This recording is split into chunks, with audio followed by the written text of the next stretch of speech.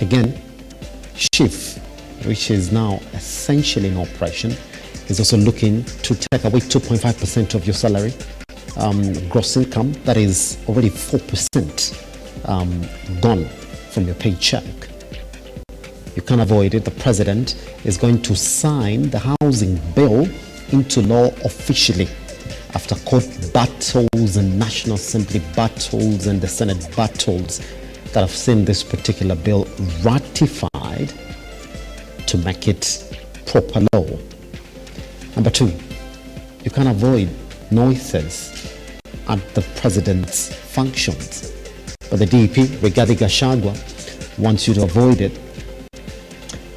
So now telling us Southwick leaders that all he wants and all he demands is total respect from the president, because he said there is no way leaders in these regions that give them 100% vote can disrespect the president. In fact, I'm going to put it in his words, just a paraphrasing, tutakosana na nyinyi. You've got to be careful. Three things. Number three, you can't miss the talk of Raila Odinga in respect of the AU Commissioner Chair job and what it means for him in the Azimio coalition. Then should he essentially leave for that particular position? Jeremiah Kioni says they've had to accept Raila Amolo Odinga's, I would say, words or description of the situation around the AU Commission chair.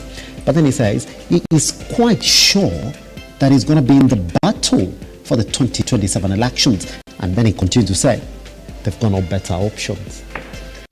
Three things this morning that you can't avoid to talk about, and we're going to table that conversation right here on the Morning Drift. My name is Simba Kiage. Thank you very much for choosing to begin your day with us right here at Lookuptv. The hashtag is the Morning Drift.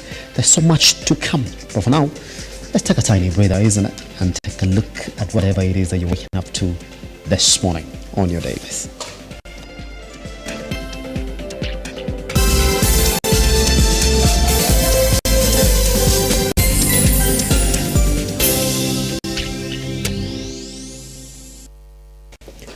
Right, let's take a look at what you are waking up to this morning on your newspapers. There's the biggest story here on the Daily Nation is talking about extrajudicial killings, matters that shook Kibaki's presidency. They're talking about, the question is, who are the hitmen who had trailed the two human rights activists and shot them dead? On whose behest were they acting? What was the motive of the mafia-style murders, and why has the government failed to investigate, apprehend, and prosecute those behind the killings? The faces of Oscar Kamau Kingara, Oscar Foundation boss, and George Paul Oulo, who was the Oscar Foundation advocacy officer. You can actually see here members of the civil society singing during the burial of Oscar Kamau Kingara at his father's home in Muchata, Kiambu County on March 14th, 2009, and the face there of the current Senator Okium Tata, predominantly in that picture. And it's been 15 years. So you're going to read that story on pages 7 and 8. This big story on housing levy set to return as RUTO assents to bill today. President William Ruto, during an interdenominational chat service yesterday at Enosaen, Kilgoris, Narok County, as we spoke about his plans then to ascend into that to that bill today. It's 1.5% of employees' gross salary that will be deducted to go into the housing levy. Employers will also match that amount, 1.5% of your gross salary. Good. We're going to cross over to page 3. Kawira, why I have kept off Igembe. Meru Governor Kawira Mwangaza has revealed that she has kept off the Igembe region for the past 3 months due to threats on her life. Story has been covered on page 3. And page 5, you're going to read about members of parliament bid retreat on capping of CIS posts. Members of parliament have bidden a hasty retreat on their recommendation capping the number of chief administrative secretaries and instead have given President Ruto the leeway to appoint as many of them as possible after reconsidering a proposed bill. That story has been covered on page 5. And you're going to read that story. Part of what we're going to talk about this morning is that proposal of that bill.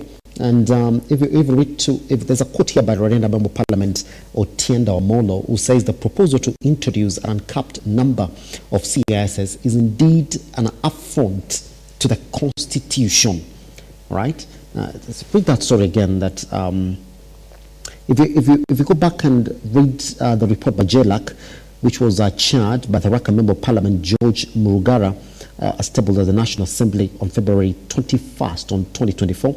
He says that in light of the varied roles that may be assigned to a CIS, JLAC noted that capping the number of CISs may affect the ability of the executive to recruit and deploy the number of CISs required to deliver its programs. The addendum to the report reads, this means therefore that the two reports on the consideration of the bill will be read together in the House once the debate starts. That's it. The two reports, JLAC saying, well, we cannot cap at 22, just give him a green light to a point, but then do not cap the number at 22 as it currently stands. Which way this goes, we talk about this morning. That's it. Let's cross over then to the Standard this morning. There is a story here on our Karen, our news titans on our hustlers. Moved by Karen to expand the tax bracket has reached the small and micro businesses segment. Now, border riders, merchants, matatu operators, among others, will now have to comply and pay up or risk losing customers who need e-teams receipts to file taxes. Story has been covered on page 6 and 7. Now, for you to file your taxes, by the way, you do need e-teams, and that means that you have to be on the platform as a small business operator, because any other person who deals in you or with you essentially has to pay their taxes through e-teams. You will read that story on page 6 and 7 of the Standard. On page 4, why Kindiki now wants APs given back old roles. Interior Ministry documents indicate the rise in lawlessness and exposure of government property to thieves is a result of the merger between the General Police and Administrative Police. It recommends, therefore, the AP given back their old titles or duties. Page 4 of the Standard this morning. Planned action that even in garbage women have no space or peace. Story has been covered on page 17 that women working in waste management are vulnerable to discrimination and exploitation and have reported bullying and sexual harassment. Story has been covered on page 17. Inside Kalonzo's Mount Kenya charm offensive, story has been covered on page 10, and the story here on relief on Tinubu's Niger U-turn completed on page 21. And school games renew old rivalries, page 31. And das for fuel economy as inflows grow, page 19. So let's talk about the story that is missing here this morning as we start the morning drift.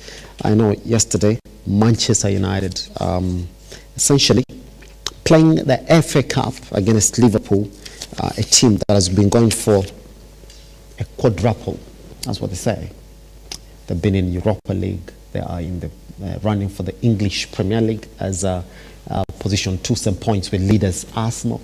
They've already won Carabao Cup. So FA was a competition that Jurgen Klopp wanted to win before taking over bow at Liverpool. Guess what? Manchester United decided yesterday to play football. You know, they showed that if you decide to play, you can actually beat Liverpool, because Liverpool have been playing with kids essentially.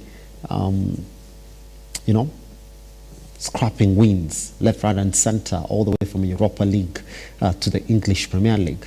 But yesterday, Manchester United just decided to play, other than a couple of disappointments from the one key factor in Onana, and then decided to win. I mean, that's how you do it. So congratulations, Manchester United fans. We know you're going nowhere in that competition, but the fact that you've stopped Liverpool is a good thing. The noise about how they're the best team in the league, in England, sorry. I just didn't get it. Playing with kids. Scrapping wins here. 1-0 against Nottingham Forest. I didn't see it. Nobody kept on seeing it. And guess what? Even in Europa League, things are going to get a bit tighter, you know? Anyway, it is what it is. Congratulations, Man United fans. For the very first time yesterday, we as Arsenal fans were behind you. That's it. The hashtag is the morning drift. My name is Simba Kiage. We take a tiny breather. Once we come back, I'll be taking you straight to the newsroom this morning, where you get to see the biggest stories that you are waking up to as well, in as much as our newsroom is concerned. Good morning.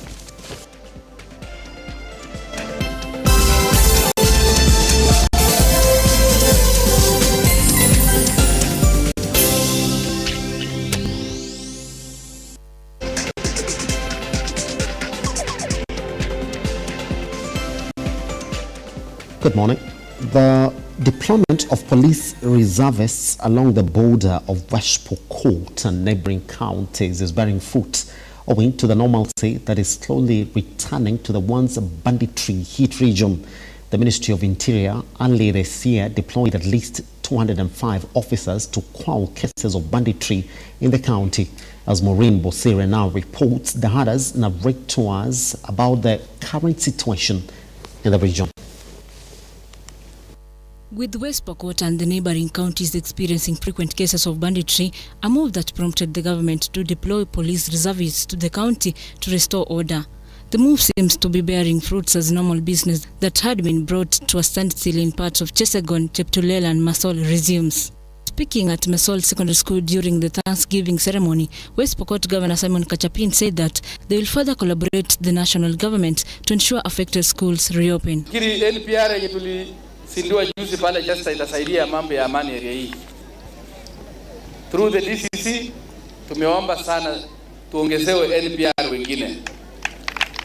Kwa sababu serikali peke yake kupitia security team ambayo iko haitaweza katika sehemu hii ya mpakani. Na tunajua tukiongezewa NPR tutaweza kuishi vizuri na majirani yetu ili tuendelee kujenga mashule nyingi.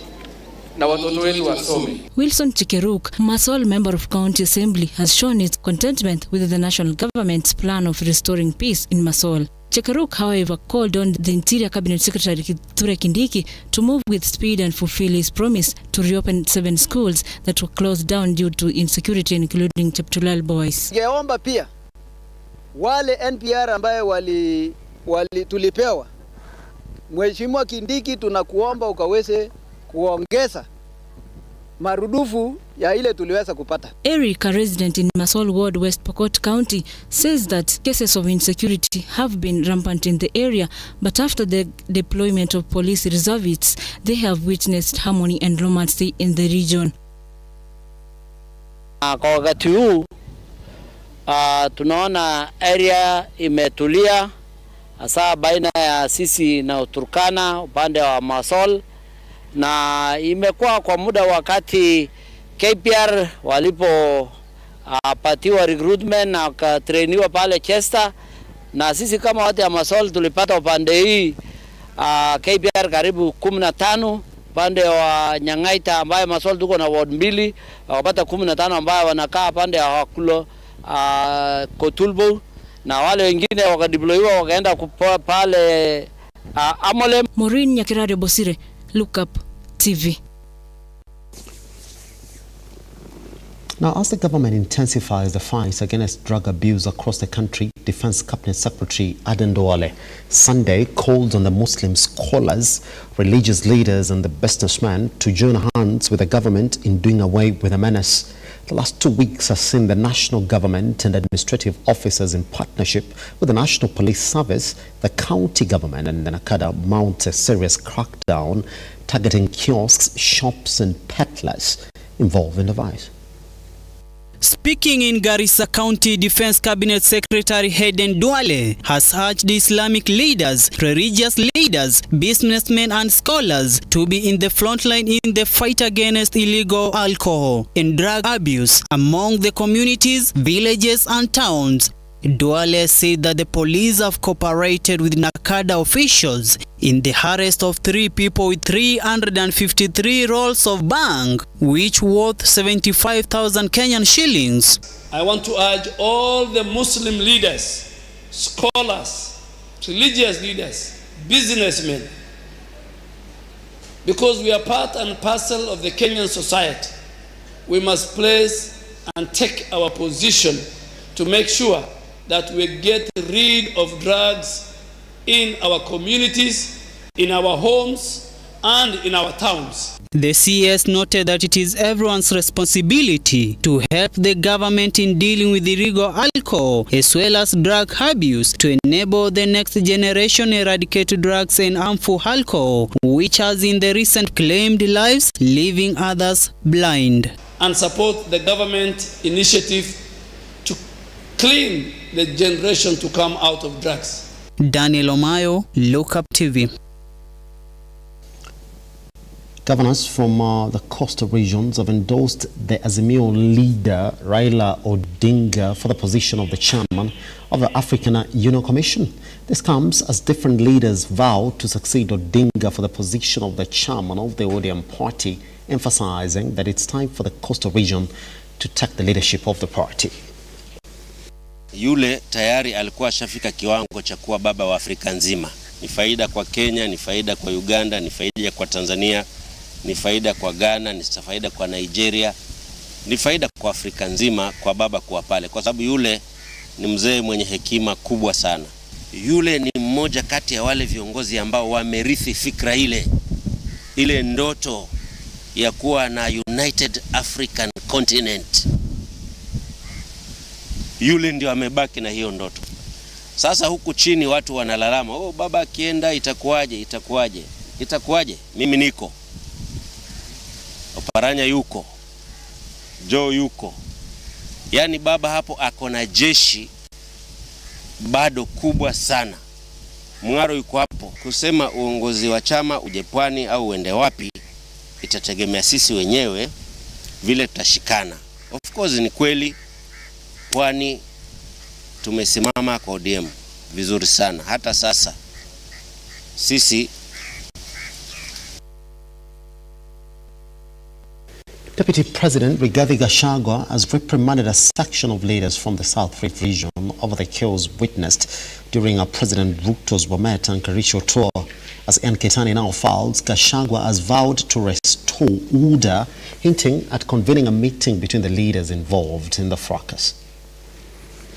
Just a day after President William Ruto completed his 2-day development tour in the South Rift region, where Governors Eric Mutai and Hilary Bachok were reprimanded by the public, a seemingly angered Deputy President Rigathi Gachagua has called the leaders to order, condemning them over what transpired during the tour.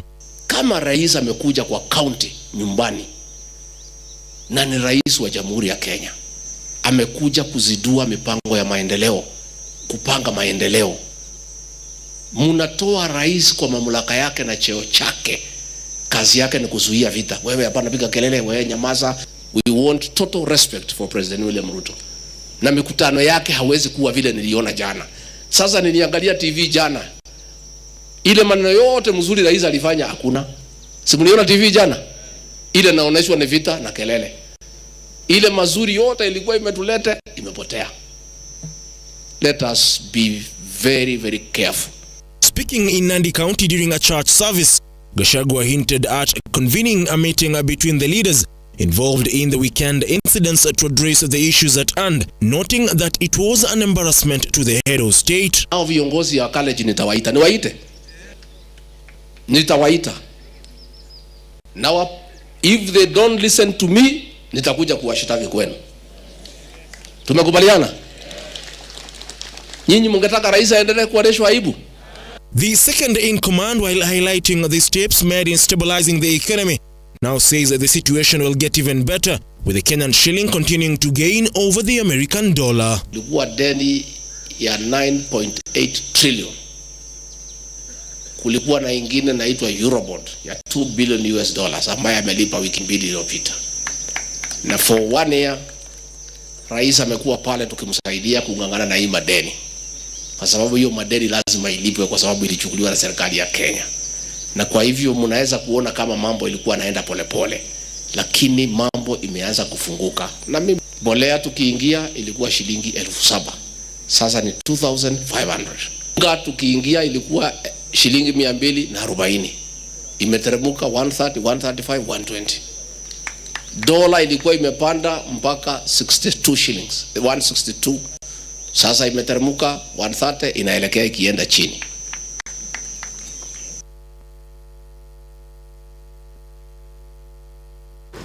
President William RUTO has called for an end to tribal politics, saying it is delaying the nation's progress.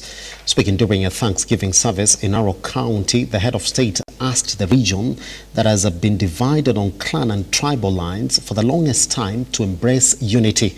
And as Brown Amoy now reports, the president also directed the Interior CS, Kioni, to set up a meeting with the security agencies in the area to deal with the rising cases of insecurity.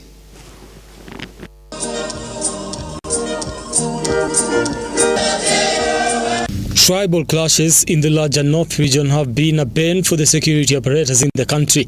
President RUTO, during his tour of Narok County, called on the residents and the political class to shun tribal politics and unite the region instead of dividing it based on clans. Ukiona mtu ako sana na akili ya kabila hii na kabila hii, huyo mtu ni very dangerous. Kwa sababu atagawanya nchi kwanza. Akuja afike Narok, agawanya Narok. Akuja hapa kijiji, aseme hawa ni wa clan ile, hawa ni wa clan hii. Aende kwa clan, aende aseme nyinyi ni wa bibi mkubwa, nyinyi ni bibi mdogo. Aende huko mpaka atamaliza dunia. Please. Na waomba, mambo ya clan, mambo ya kabila, mambo ya sehemu, hayawezi kutupatia nafasi ya kwenda mbele kama Kenya.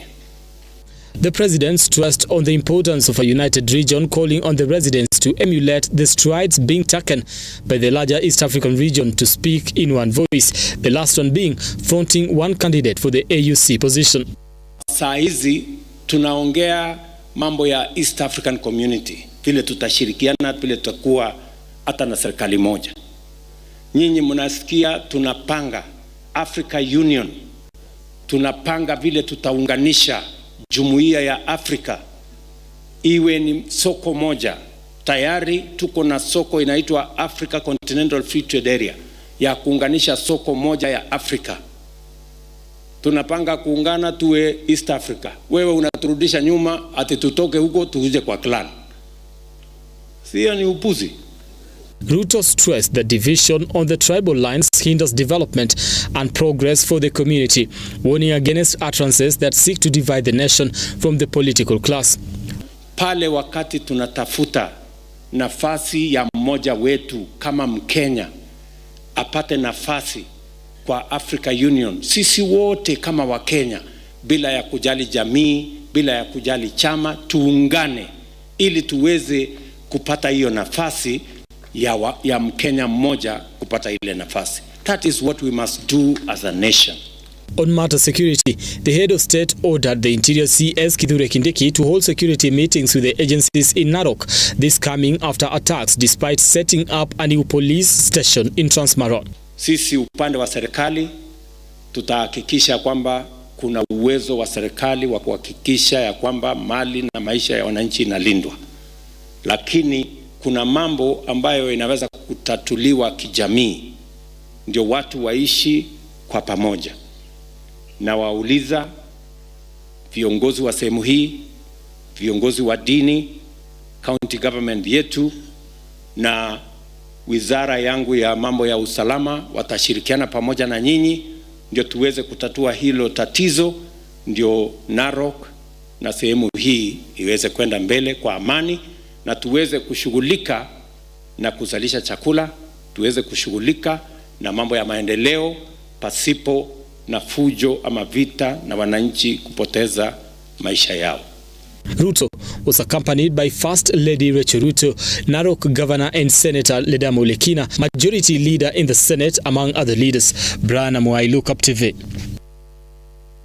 Seasoned journalist Rita Tinena has died. Tinena, who has been working for NTV since October last year, was found dead in a house in Nairobi's Kileleshwa area Sunday afternoon. According to her colleagues, she was said to be at work but did not show up and could not be reached on the phone. The search into her whereabouts led to the discovery of a body in the house. The cause of death, was not immediately clear.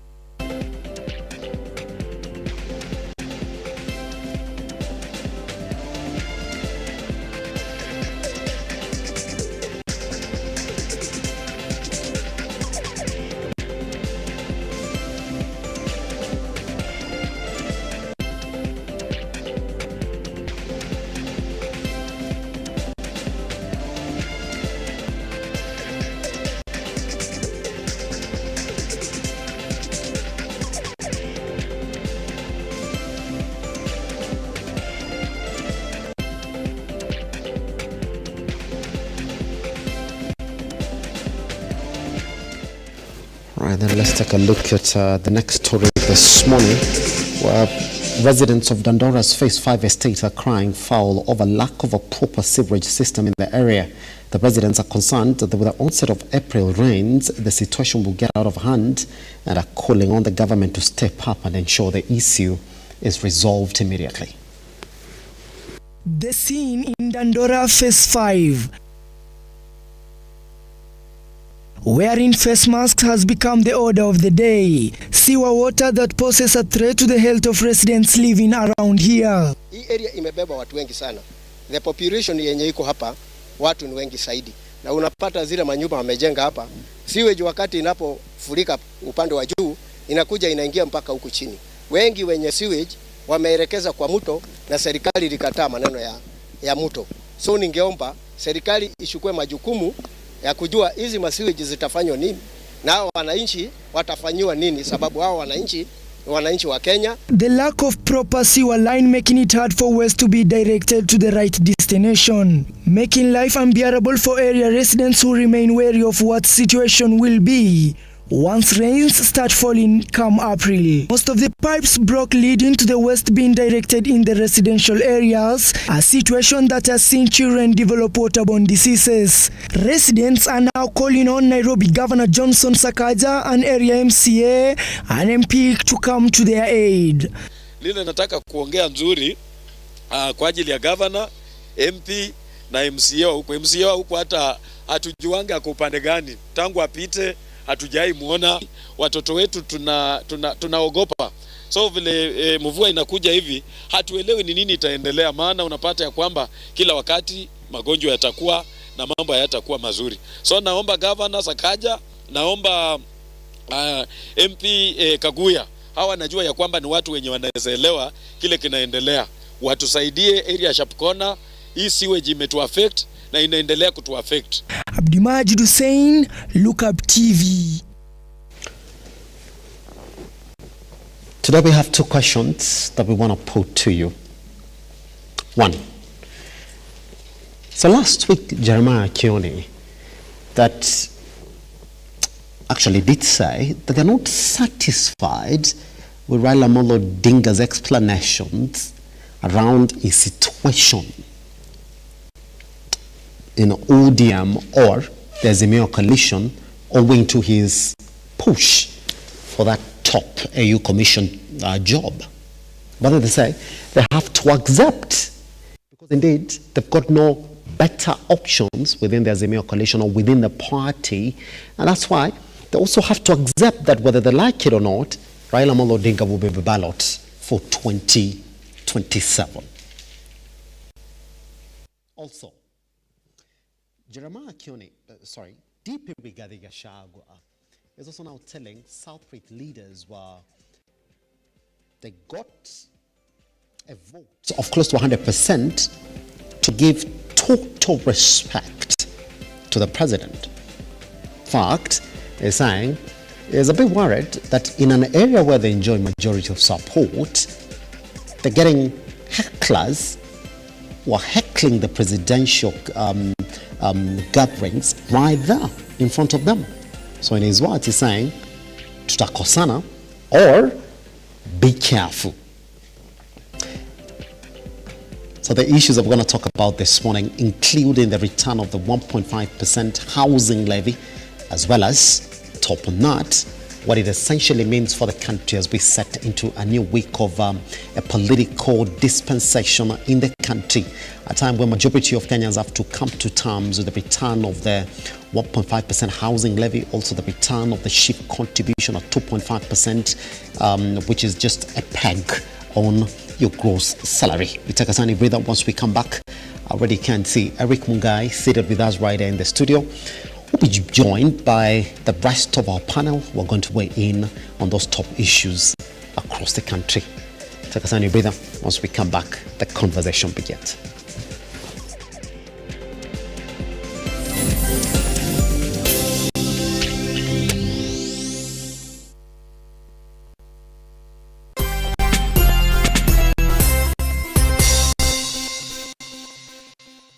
Are you an SME looking for a media partner? Look no more, as Lookuptv got you covered for all your visibility and marketing needs. We at Lookuptv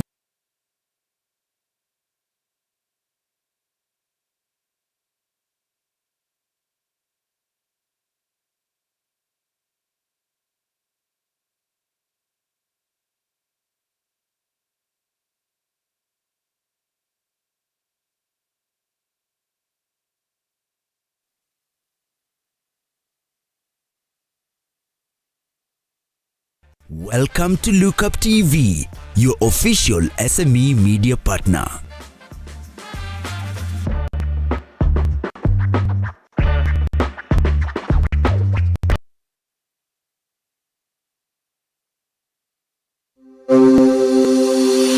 Open University of Kenya, which was chartered on the 3rd of August 2023, aims to revolutionize higher education by breaking down barriers such as cost, previous exam grades, and geographical location through online open learning at the comfort of your home, job, etc., thus ensuring accessibility to education for all members of the society. In a nutshell, Open University of Kenya leverages technology to deliver education.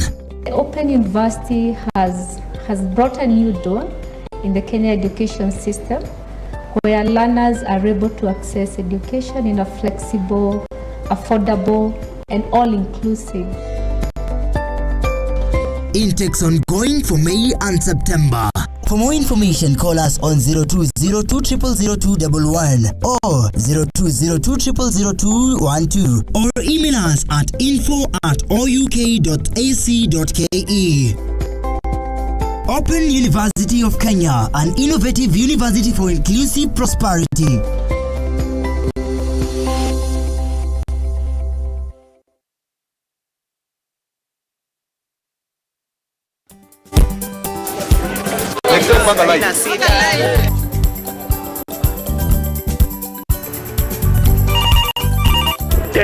Mambo ni mawili: kufikisha, kumwaga na kurudi. Kulala ni mwaka mpya.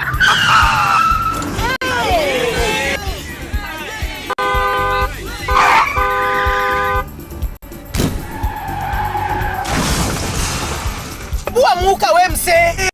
Nini mbaya? Wewe kwani wani vile dereva anaendesha gari vibaya, lazima tususe. Anaendesha gari na kwa simu the whole time, hata angalia barabara.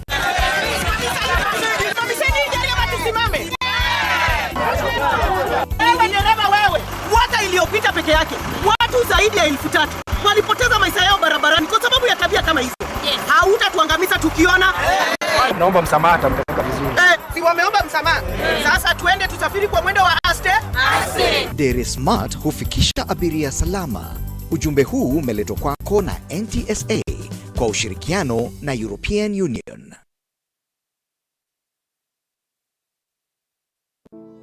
Save a Life is a non-profit organization that has taken the front line in transforming lives in the entire country.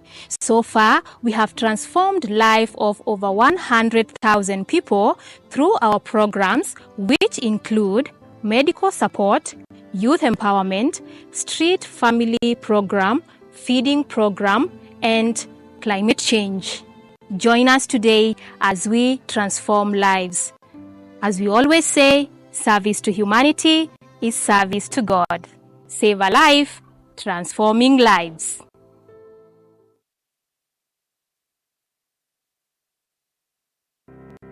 Buy Credo Chap Chap across all networks bila stress. Go to M-Pesa paybill number 33000 na uweke account number yako na namba ya simu that you want to recharge. It's quick, convenient and hassle-free. In just a few clicks, buy airtime, M-Pesa paybill 33000 account, your number to stay topped up and connected anytime, anywhere, chap chap.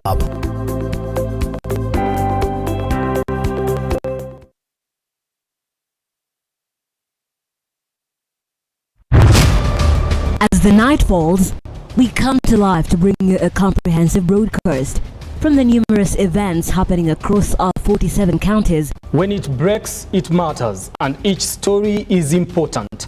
If it's Thursday, join me, Nancy Lima, and my able panelists as we break down the law jargons and analyze the Constitution in a way only you can understand. The news cycle never stops, neither does time. We cover each and every sector and present to you factual and accurate occurrences. This is where facts win the day. Join me, Nancy Lima, Ian Keitani, Tuesday, every Wednesday, Thursday, as from 9 p.m. on The Insight, only on Lookuptv.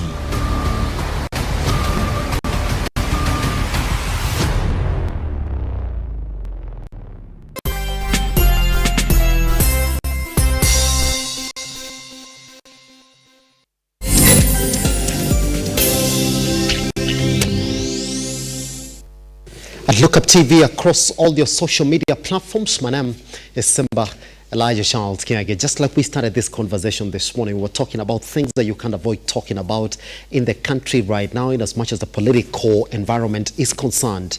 One, you can't avoid to talk about taxes, which are essentially back again. The 1.5% housing levy is back. At the end of this March, the president is going to ascend that bill.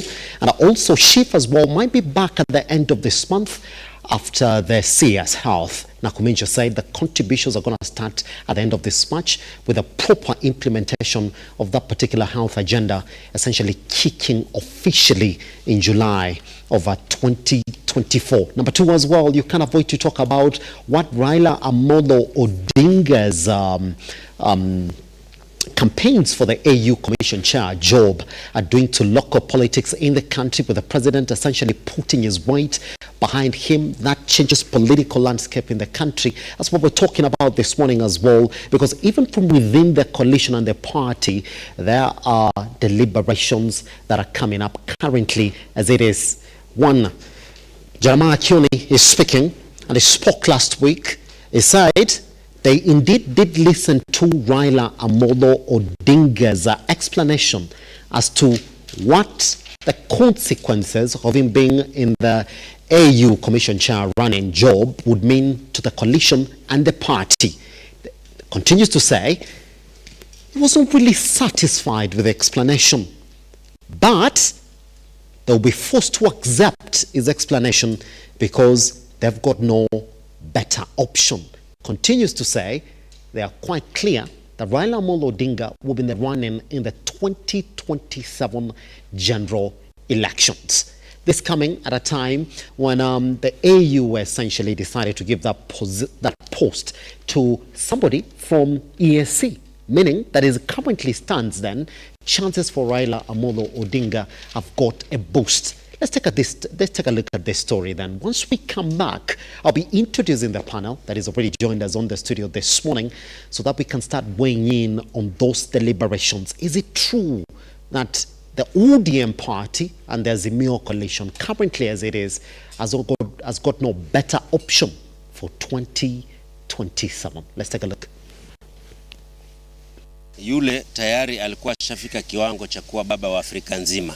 Ni faida kwa Kenya, ni faida kwa Uganda, ni faida kwa Tanzania, ni faida kwa Ghana, ni faida kwa Nigeria, ni faida kwa Afrika nzima kwa baba kuwa pale. Kwa sababu yule ni mzee mwenye hekima kubwa sana. Yule ni mmoja kati ya wale viongozi ambao wamerithi fikra ile ile ndoto ya kuwa na United African Continent. Yule ndio amebaki na hiyo ndoto. Sasa huku chini watu wanalalama, oh, baba akienda itakuwaje? Mimi niko. Oparanya yuko. Joe yuko. Yani baba hapo ako na jeshi bado kubwa sana. Mung'aro yuko hapo. Kusema uongozi wa chama uje Pwani au uende wapi itategemea sisi wenyewe vile tutashikana. Of course ni kweli Pwani tumesimama kwa ODM vizuri sana. Hata sasa sisi, that's what it is then. But Jeremiah Kioni doesn't tend to think that. He's saying Raila Odinga will win the polls in a 2027. For the sake of this conversation, then, let me introduce the two Erics in the studio. We do have Eric Regalo and Eric Mungai. And I will start with Eric Mungai. As we give Regalo time to think about what he's going to submit this morning, and I'm starting with you, because we have to let him first digest and give us a proper position, because it's a bit confusing now from within the party. As a spectator in this situation, Mungai, is it true that that particular coalition is not going, doesn't have options for 2027 other than one Raila Amolo Odinga? That's why Jeremiah Kioni is saying, guess what? Raila Amolo Odinga is going to be ballot in 2027. We might not be satisfied with his explanation, but what we're sure is that it's going to be in a 2027 run-in. Is that what it is? First, good morning to the viewers. It's a good Monday, a bit of traffic. I always say maybe the traffic is a good indicator of a performing economy. And well, I must also say I'm happy to see my friend here is early today. They say the early bird catches the worm. I have been very quick to catch the worm many a times here. Second is to commiserate with the family of Rita Tinina. That's him. She was a legend in her own right. I grew up listening to Tinina, and her way of reporting always captivated the audiences. And it's a sad thing that we have lost her. We commiserate with the family. Yes.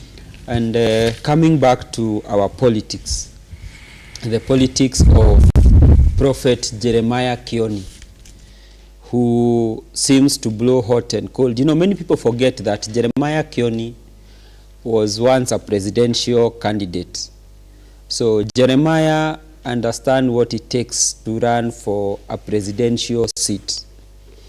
Jeremiah is one of the orphans that have been left by Right Honorable Raila Odinga. He's an orphan because if you look at the Azimio coalition and you look at the principles, they do not have the wherewithal to push an agenda. And Baba actually, by going to the AUC, yes, has actually left a lot of orphans grieving, crying and wailing, because now they do not know what to do and they do not how to go about it. You know, no one will arrest Baba for anything, but Jeremiah Kioni alone cannot try the antics that Baba has been pulling. And so Baba sort of leaves him in a limbo, because remember, Kioni does not yield a lot of, he does not wield a lot of influence in Mount Kenya. He was infamous for the Sufuria antics, but that is so long as Baba was leading the motion and the narrative. Yes. But now Kioni does not wield any influence in Mount Kenya. And by the way, historically speaking, you remember Jeremiah Kioni, together with Kanini Kega, were at the forefront of destroying and mismanaging the Jubilee Party. They worked very hard to destroy that party. They yes, gave certificates to the wrong people. They sold certificates to the highest bidder. Like for instance, even in a county like Kiambu, they went ahead to give the incumbent, knowing very well he was very unpopular. Basically, 3 people managed in destroying Jubilee, and they destroyed their own house. They went to Azimio. Now Baba is leaving them and they are left homeless. That was Jeremiah Kioni, Kanini Kega, and I think the former Nyeri lawmaker. Remember, those people were very powerful in the Jubilee Party. Now it's only Kioni who has no home, because Kanini Kega has successfully tasseled Kioni out of the way together with Sabina Chege. Ngojiri Wambogo is on his way to government. Kioni, who had found a footing in Azimio, is now at a limbo. Why? Because Baba has gone, he has no party, he's typically an orphan. So Kioni's wish and desire is that Baba runs in 2027, so that then he has a home and he has a place to go. But as we speak now, even Kamwene flopped. Just before I cross over to it's a sad day for Kioni. Is it true that according to Jeremiah Kioni, Raila Amolo Odinga winning this role will be properly positioning him for the presidential polls in 2027? Is convinced? It is what Jeremiah Kioni would want to see. That is his desire and wish, because as I've told you, he's an orphan now as we speak.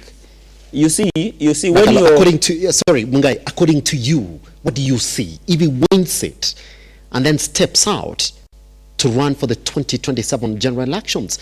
Would that be a proper pedestal for Raila Amolo Odinga to win it in 2027? Not necessarily. I gave you last time here when I was supporting Raila for the AUC seat. You are still supporting? I still am supporting. I still am supporting. I told you of Zuma, Madam Zuma. Madam Zuma was the AUC chair. Okay? She abandoned it 2 years later to go and run for South African presidency, and she lost. So I told you there is a precedent for that. And it is to say that if Baba gets the AUC seat, which chances are high he will get it, I think he should serve for 4 years and another renewable 4 years. I think Baba is too big. His breeches are too big for this small presidential. Can you imagine just leading one country? Well, you can have the entire continent. I mean, what is this that Baba would be looking for in a presidency in Kenya? Well, you're leading 54 states.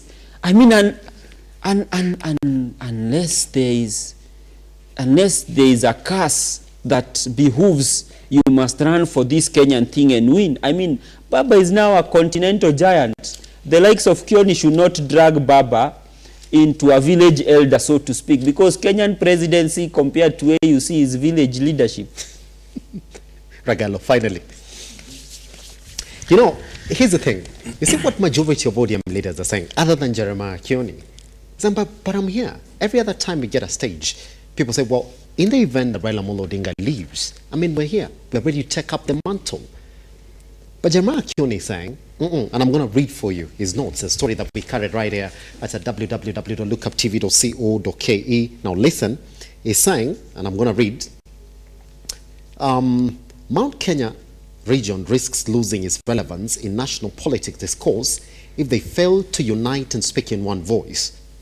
We are supporting anyone who's preaching about unity in the Mount Kenya region, irrespective of political affiliation. He continued, and this is an extension of him saying that indeed, when they look out for any other person from Mount Kenya region to lead up that party, they do not see. Continues, and I'm going to read. Which party? That is ODM party. Now, someone from Mount Kenya. That's it. Baba Odinga seeks to occupy himself constructively while awaiting the presidential election. Now, Ragalo, that's why I want this is in bold. His leadership belongs in national politics, okay? Not chairman of the AUC. All right? Thank you so much, Simba, and thank you, viewers, and welcome. I want to eulogize a person we saw many a times, Rita Tinina, who left us, though unceremoniously, and without having to say goodbye, found sleeping in her house. And someone we've seen a lot, listened to her reading news, and we came to like her from TV. I wonder why Eric says he grew seeing Tinina. I don't know what age is Eric. Then we could be asking a pediatric questions here. I'm still growing. Even now as we speak, I'm still growing. That's why they say you grow old. It's a process. So it's a loss to the journalism fraternity where Eric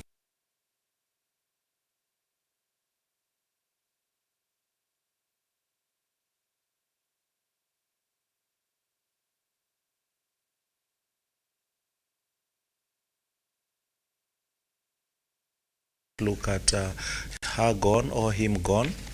You look at the positive things that person had done and has left behind.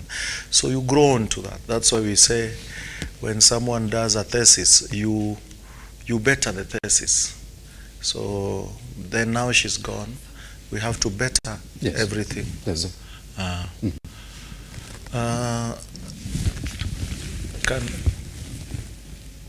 So what I'm looking at is what you've said about Raila, and I am still asking myself, if Raila was to run today, would Mount Kenya vote Raila? No. Why not? Mount Kenya will never vote Raila. Mount Kenya were taught to hate Raila. It was a generation of hate that started from their forefathers. And actually they don't hate Raila, they hate the Luo nation. It can't work for you in Mount Kenya if you are a community called Luo. Someone will say, oh, we have MCAs in Mount Kenya who have won in Kiambu County. That are typically cosmopolitan place that was formed when I was alive.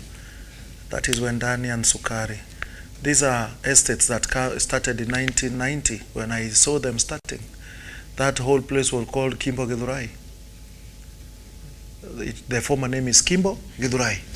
So those estates came up. It was Uhuru Shambas. So they were cut and sold to people, and it grew. So that is typically Nairobi. That's not even Kiambu. Of course, it just happens that it lands in Kiambu. But it's a very different place. But in Mount Kenya, Kiambu, it's very hard. Because they were taught to hate a community. So when Kioni says that the leadership in Mount Kenya of ODM, I'm wondering, Raila, I think RUTO is the leader of the Kikuyu nation.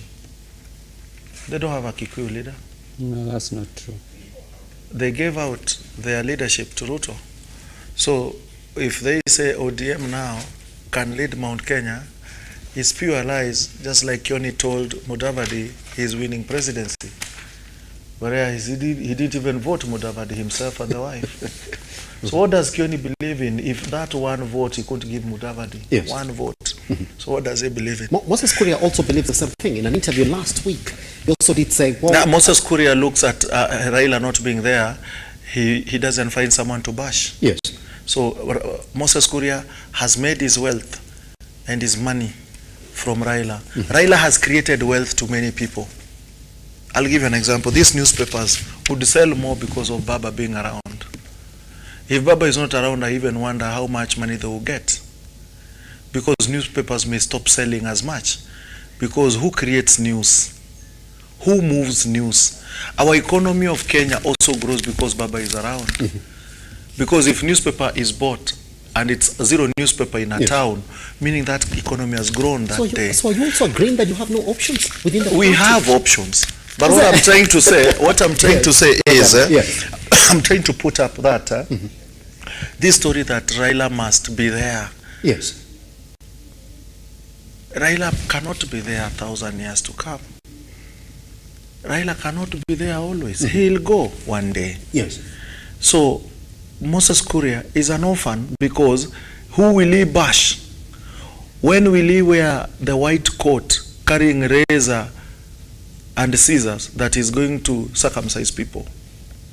Well, who will he do it to? Where will they say Kemodo? You understand? So Raila being there has made MPs in Mount Kenya. That's why Mount Kenya has, that's why you see UDA right now writing letter that they should not meet Sifuna in some stations. I don't want to quote which one. Because Sifuna looks more intelligent than their people. And he's bashing them right, left, and center. So if your work is to vote someone who knows how to bash Raila, then the person, when intellectual table is open, the person cannot argue anything. Okay? Yes. So because that person was put there because he knew how to talk about Raila more than any other person. What happens now here? is that I don't deny Raila going is pain to many people. Yes, sir. Some people would not want Raila to go because they are attached. It is in psychology, hypochondriacal. There is something we call in psychology, when you're losing something, you tend to have fear. Yes, so that is a fear of loss. It's not the fear of going forward. If Raila will not be there, ODM will be there. The thing is, some people decide that Raila has to run for them to survive. Even in Luo Nyanza, there are MPs who are there because Raila is there. Some of them fear if Raila is not there, he will not win a seat.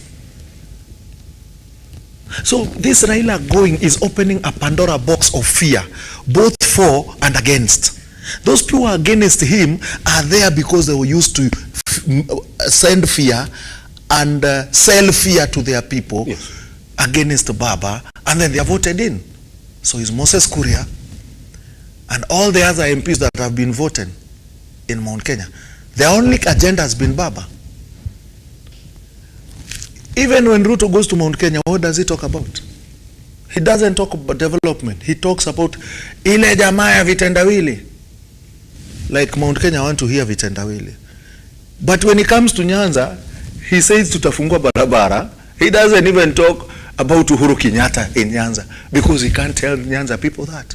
There are things you tell people depending. So there are certain groups who have been sold Raila negatively and they have voted their people because of that. There are people who have praised Raila so much, so they have been voted because of too much praise. So all these two are losing. So when there is a loss on both sides. And this is where I'm agreeing with Eric. There's a loss on both sides. Those people who have been selling fear and those people who have been praising so much. So now we are going to have an equilibrium. Now Eric can be voted because Eric has never bashed anyone. He comes logically talking about road, water, electricity, nini. Yes. There's someone who is running against Eric is bashing Baba. Eric will lose because Eric is saying stories which they don't want to hear. They want to hear how Baba can be bashed. So we are going to have an equilibrium. Now Eric will be able to sell roads. That person cannot even know how to sell a road because his selling was Baba. So people are losing. It's not only us losing. Yes. All of this, actually Kenya is losing. Yes. Now Kenya is going to have a transformational politics because there's no one to bash. Yes. And that's why someone said, from Rift Valley, and alisema kwa microphone, sasa tutakuwa sasa tutaenda namna gani, tutakuwa tunapiga nani? You know, election cannot be sweet when Baba is not running because you don't have someone to bash. Someone said it. And alisema kwa microphone. Why was he saying it? Because hata yeye anajua ako pale because alipiga Raila. Sudi is surviving because of bashing people. Tell them to sell agenda, they will lose. So there's attachment of Raila Amolo Odinga within the ODM party. Is it the failure of the party then? Is it the failure of Raila Amolo Odinga not to create channels upon which there can be a direct attachment to him? Because now everybody within the party feels, well, there's somebody who's leaving the party. I was there in 1994 yes. when Jaramogi passed on. Yes. And it brought a lot of confusion, brother. People are like, who will take over Jaramogi? Ford Kenya lost. Yes. Kenya lost. Because Ford Kenya was so huge. It was the second party after KANU. Then after that we have Ford Asili, then DP. From DP, now we have Ngilu's party, I'm forgetting. Yeah, whatever, SDP. So, though it was so huge that when he passed on, nobody knew what to do. Yes. Until 1 year, 2 years later, it just formed itself. There was a clash in Thika, Baba left, formed a party, Wamalwa continued, and there is always a way the party had to transform itself. This is a test on the party. A test that if Baba passes on today, God forbid, can party hold? So this is a test. Let Baba go. Then we see how the party can hold.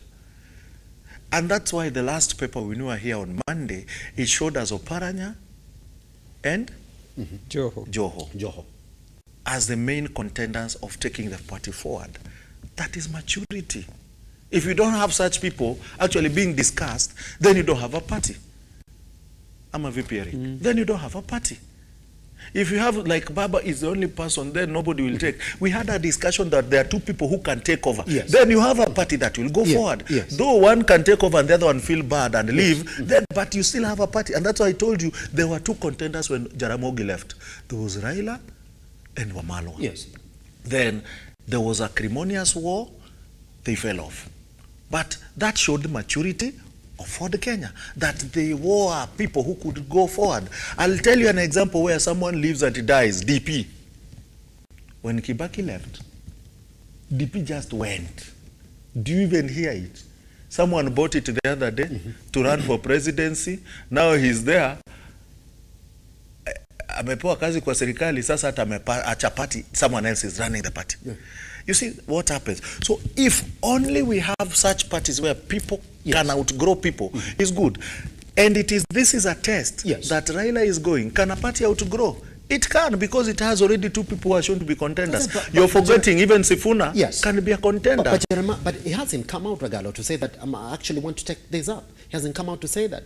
But even within these people who are saying, well, we can take it. Joho is already getting bashed for expressing his interest, take up the party. It is good to be bashed. That's what I'm saying. Within the party. Yes, that's what I'm saying. Competition in the party is a natural maturity of the party. But what would have been a fair game?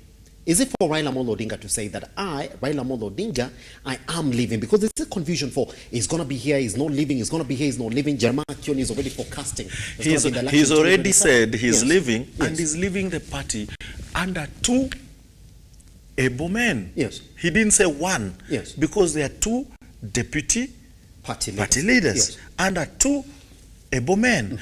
They can steer the party as he's not around, meaning he's relinquishing his seat as the party leader. He can only take it over should he come back and they step down. Yes. I'll give you an example. KCA, Kikuyu Council Association, something like that. It was led by Harry Thuku. Okay? When Nani came back, Kenyatta, Harry Thuku stepped down for Kenyatta to take over the leadership. And that's how Kenyatta got himself back into politics when he came from the sabbatical leave, I would say, because he was out. He came back and took over the leadership. So there are going to be people. And let me tell you, I'm loving the discussion in ODM. It is not a war. I am on the side of Oparanya. I'm not on the side of Joho. It does mean now Oparanya is fighting Joho? No. Yes. Everyone in the party is supposed to take a side. Is it a discussion or is it fear? We do not know exactly the direction we're going to take. When I told you fear of Baba leaving is on both sides. There are people who feel, and I gave you an example here in Mount Kenya. There are people who will lose because Baba not being there. I'm telling you. Baba being there makes people win elections. And Baba being there make Mount Kenya wake up to vote because they have created fear. Let me give you an example. Huyu mtu akichukua urais wa Kenya, sisi tumeisha. Mimi nitapelekwa Hague na sitawahi rudi. Do you know how they voted to vote? They woke up to vote Uhuru Kenyatta. Because Uhuru was to be taken to Hague by Raila. Not remembering that Uhuru is the one who said, let's not be vague, let's go to Hague. Actually, they took themselves to Hague. Kibaki, Raila wanted a local tribunal. Then they said, no. Raila is the prime minister. And Kibaki, watachokora hii kitu tufungwe huku. Sisi tuende Hague. When Hague became too hot, wakageuzia Baba. Wakasema Baba ndiye anatupeleka Hague. You see the way Baba carries cross. Then they went to Mount Kenya, told them, kimudo kitatumaliza. What happened? Mount Kenya saved their son because Baba wanted to hang their son. Do you see how fear is created? They have been told that Baba akiingia watavaa vinyasa, suruali ndogo na ginyera ile kiatu ya taya. They have been told Baba akiingia akutalipwa manyumba, I mean, you look at that foolish statement. Ati baba akiingia hawatalipa manyumba. And then there's this mentality that Mount Kenya thinks they own everything, that hata nyumba, si hakuna mjaluo amejenga nyumba Nairobi, yenye inaishi mtu ni wao. So hizi manyumba ni zetu, baba akiingia italipwa. You see, so they are created fear that they always vote with a fear. And every election, a fear is created. So if Baba is not there, I'm telling you Eric will win because there will be no fear. Eric mwambie. Eric ama yo vitu nimesema hivi kusema. Here's the question that I want to put to you. The contrast of a conversation within a party. And we're going to do it right now. That within ODM, they're still not sure because Baba is not saying it.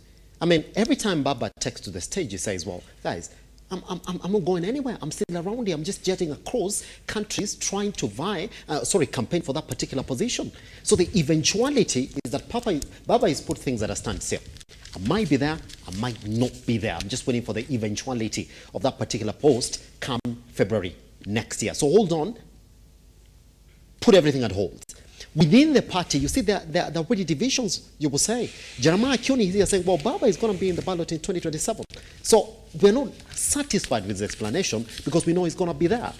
Is that a discussion like what is going on at the UDA right now, where you guys already know that any other discussion about deputy leader or unseating Rigathi Gachagua is a no-go zone? You know, that's a direction, isn't it, within the party? Do not talk about unseating Rigathi Gachagua. That's a direction. But within here at ODM, Baba is going to be there, Baba is not going to be there, it's going to be Joho, it's going to be Oparanya. Is that a discussion or it is wait and see? First and foremost, nature abhors vacuum. Especially when it comes to power. Power is one of the few areas where vacuum cannot be entertained simply by the structure and nature of politics. Now, why is this so? Let's give some history. When Moi led this country for over 24 years, there was a discussion that, you know, Moi has left very many orphans. He was called Baba Moi. Baba Moi, the professor. And you know, the Kalenjin community was at sea. You know, they felt that there was no longer someone to take over the mantle. Kidogo kidogo, people thought that Gideon would take it. But Gideon, in his characteristic lackluster performance, was unable to grab the thing. Enter William Samoei Ruto, the current president. Yes. He was able to marshal troops.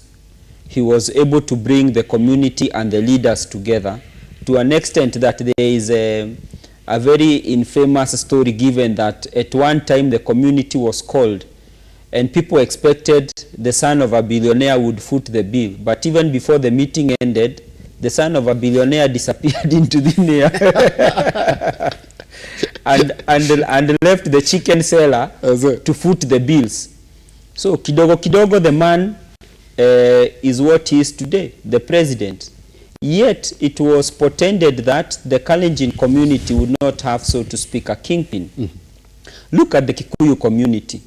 When Nani left, when Jomo Kenyatta left, you know, the infamous Mount Kenya mafia that came around to make sure that Moi would not be president.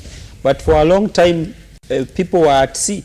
At one time, we even called our own leader, President Moi Kibaki, General Kivue. We know that the community appeared not to have a sense of direction on who would take leadership. Take Uhuru Kenyatta's time. You know, when you see him being unveiled by Moi the first time during Kanu's leadership, and when Saitoti was disinherited, you could see he was a very young man. And you know, when you looked at him, you could not see a kingpin in him.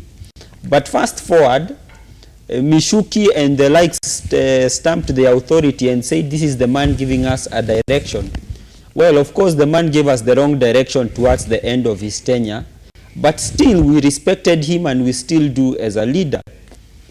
Now, of course, there is a contest now on who is the Mount Kenya kingpin. I saw today's Daily saying that Ndindi Nyoro has gone to over 20 counties in the last 1 month. He's following a path that's been well beaten before. Actually 27. 27 counties. Yes. But the reason why I'm bringing that analogy is to say that, you know, there is no vacuum when it comes to leadership. And even as we speak, ODM will still find a way. A way will still be found for someone to inherit that Luo Nyanza basket. Because, and the reason why you see Raila, but not RUTO. Mungai, hold on. And when you see Raila saying that, Yes. you know, I am not gone, I will be back, he's just trying to manage the tide. But the truth is, the moment he steps in that plane and goes and Kulas Bible for real, watch ile ya Uhuru Park, goes and Kulas Bible for real in Addis Ababa, Yes. I can tell you it will not take more than 1 year for politics to shape up.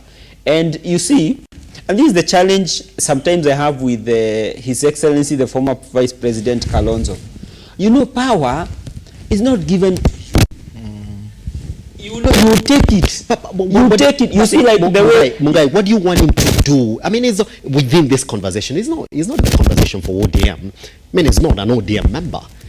He's got his party, and his party has already fronted him as a presidential candidate. It's done and dusted. What do you want him to do within this tussle of ODM leadership? When we were campaigning for the 10 years, when we campaigned for the 10 years of Uhuru, yes. Uhuru, he himself promised RUTO that he would support him. Okay? Now, when it came to actually supporting RUTO, the president went and supported Raila. Now, many people kept reminding RUTO that he had a debt to pay, that the Mount Kenya people had a debt that was owed to him. What did RUTO say? RUTO said that the only debt that Mount Kenya owes me is a debt of love.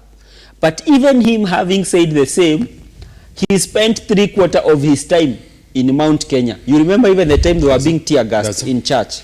Now, why is this important? This is important because RUTO was able to disinherit the political capital that Uhuru Kenyatta had from Uhuru.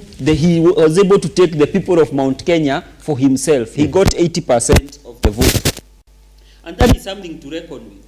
And in the same conversation and in the same context is where I say that Kalonzo Musyoka, the former vice president, must realize that no one owes him a favor anywhere. Even the Kikuyus that supported him, that he supported in 2007, no one owes him a favor. The correct position, and that is why I say even in ODM, ukoko ndio unaalika maua. As we speak now, there is going to be taso hata kama ni ngumi, for people to watch Ilimano, for people to take that thing. And I can tell you for sure, at the end of the day, there will be someone who will take the baton from Raila Odinga. Why can't the direction be known right now for the stability of the political party? I mean, The why direction can't we know now? is already known. Who's going to be? It's Kalonzo. It's Kalonzo Musyoka. Who else is going to take?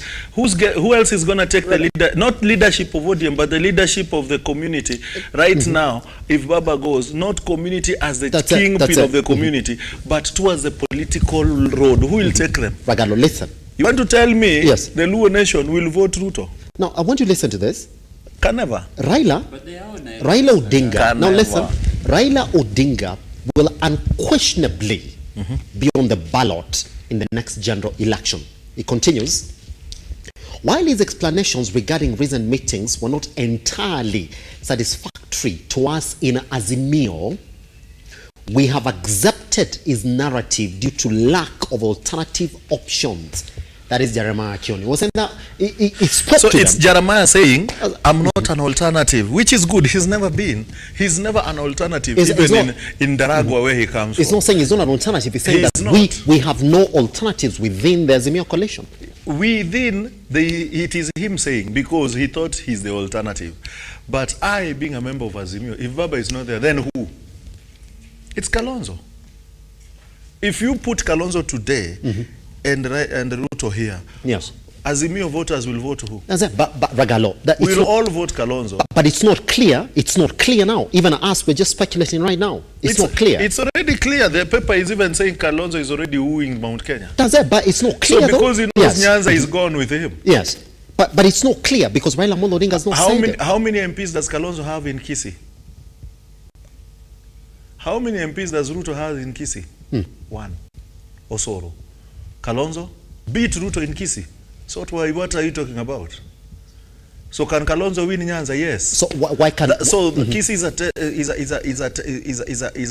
is a testing waters. Yes. So Kalonzo already can pick Nyanza anytime. So why can't the party say it already? Remember, Kalonzo had won an MP in Nyanza. Yes. Alego Usonga. Does it? Under Omondi Mulwan Wiper in 2013 election.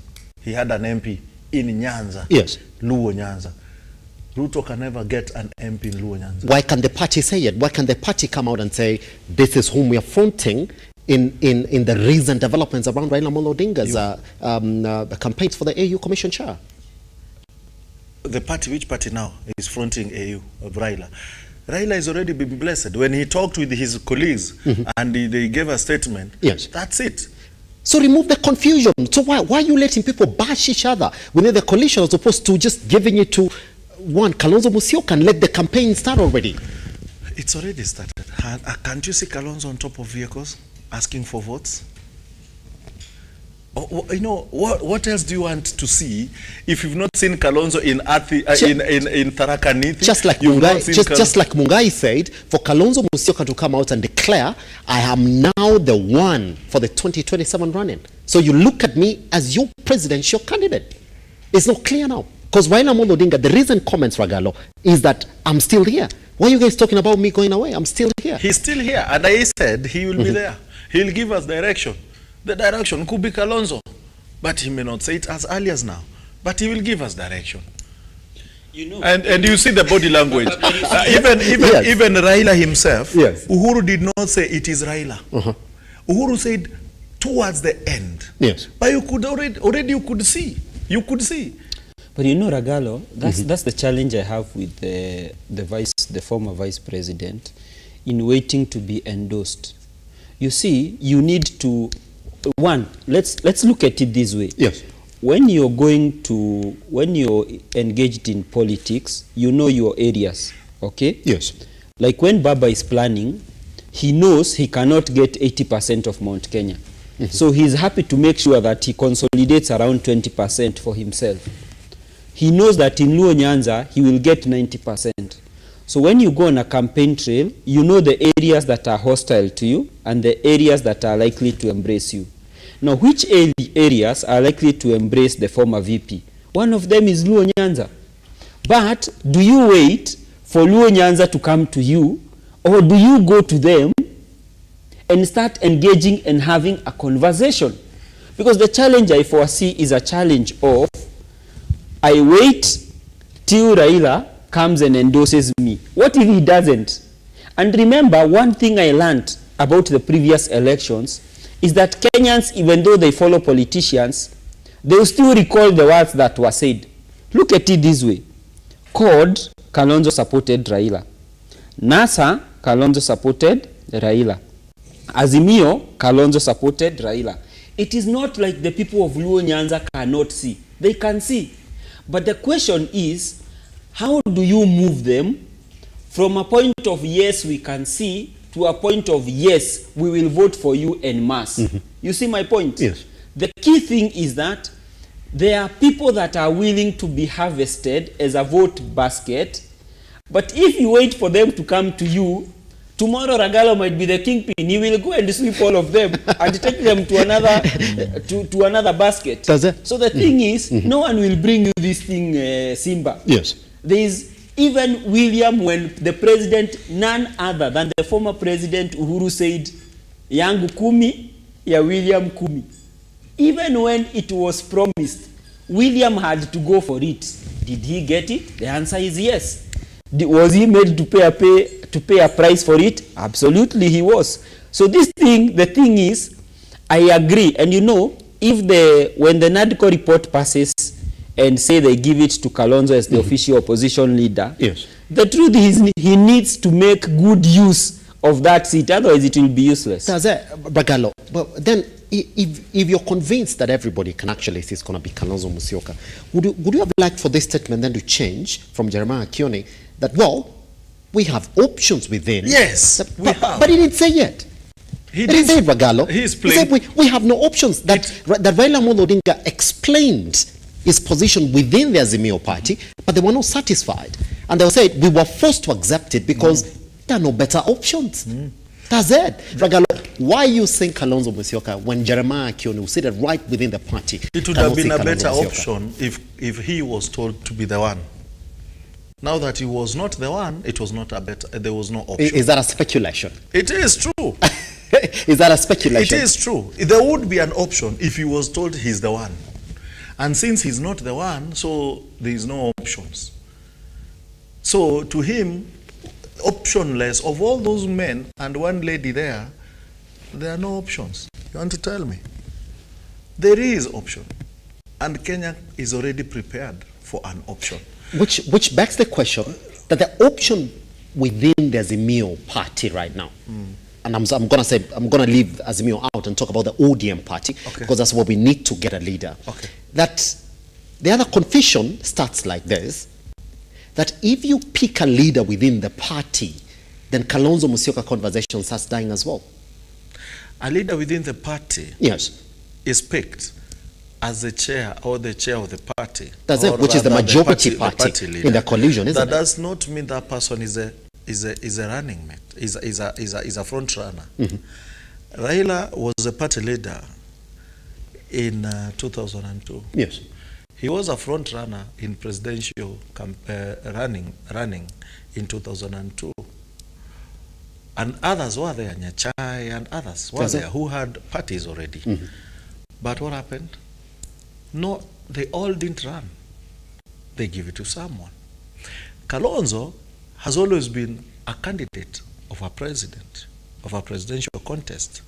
But Kalonzo has not run 3 times because he has opted to assist someone else. Was Raila Odinga, isn't it? RUTO was a party leader of URP and decided, and he was a front runner of running of presidency, but he opted to support someone else.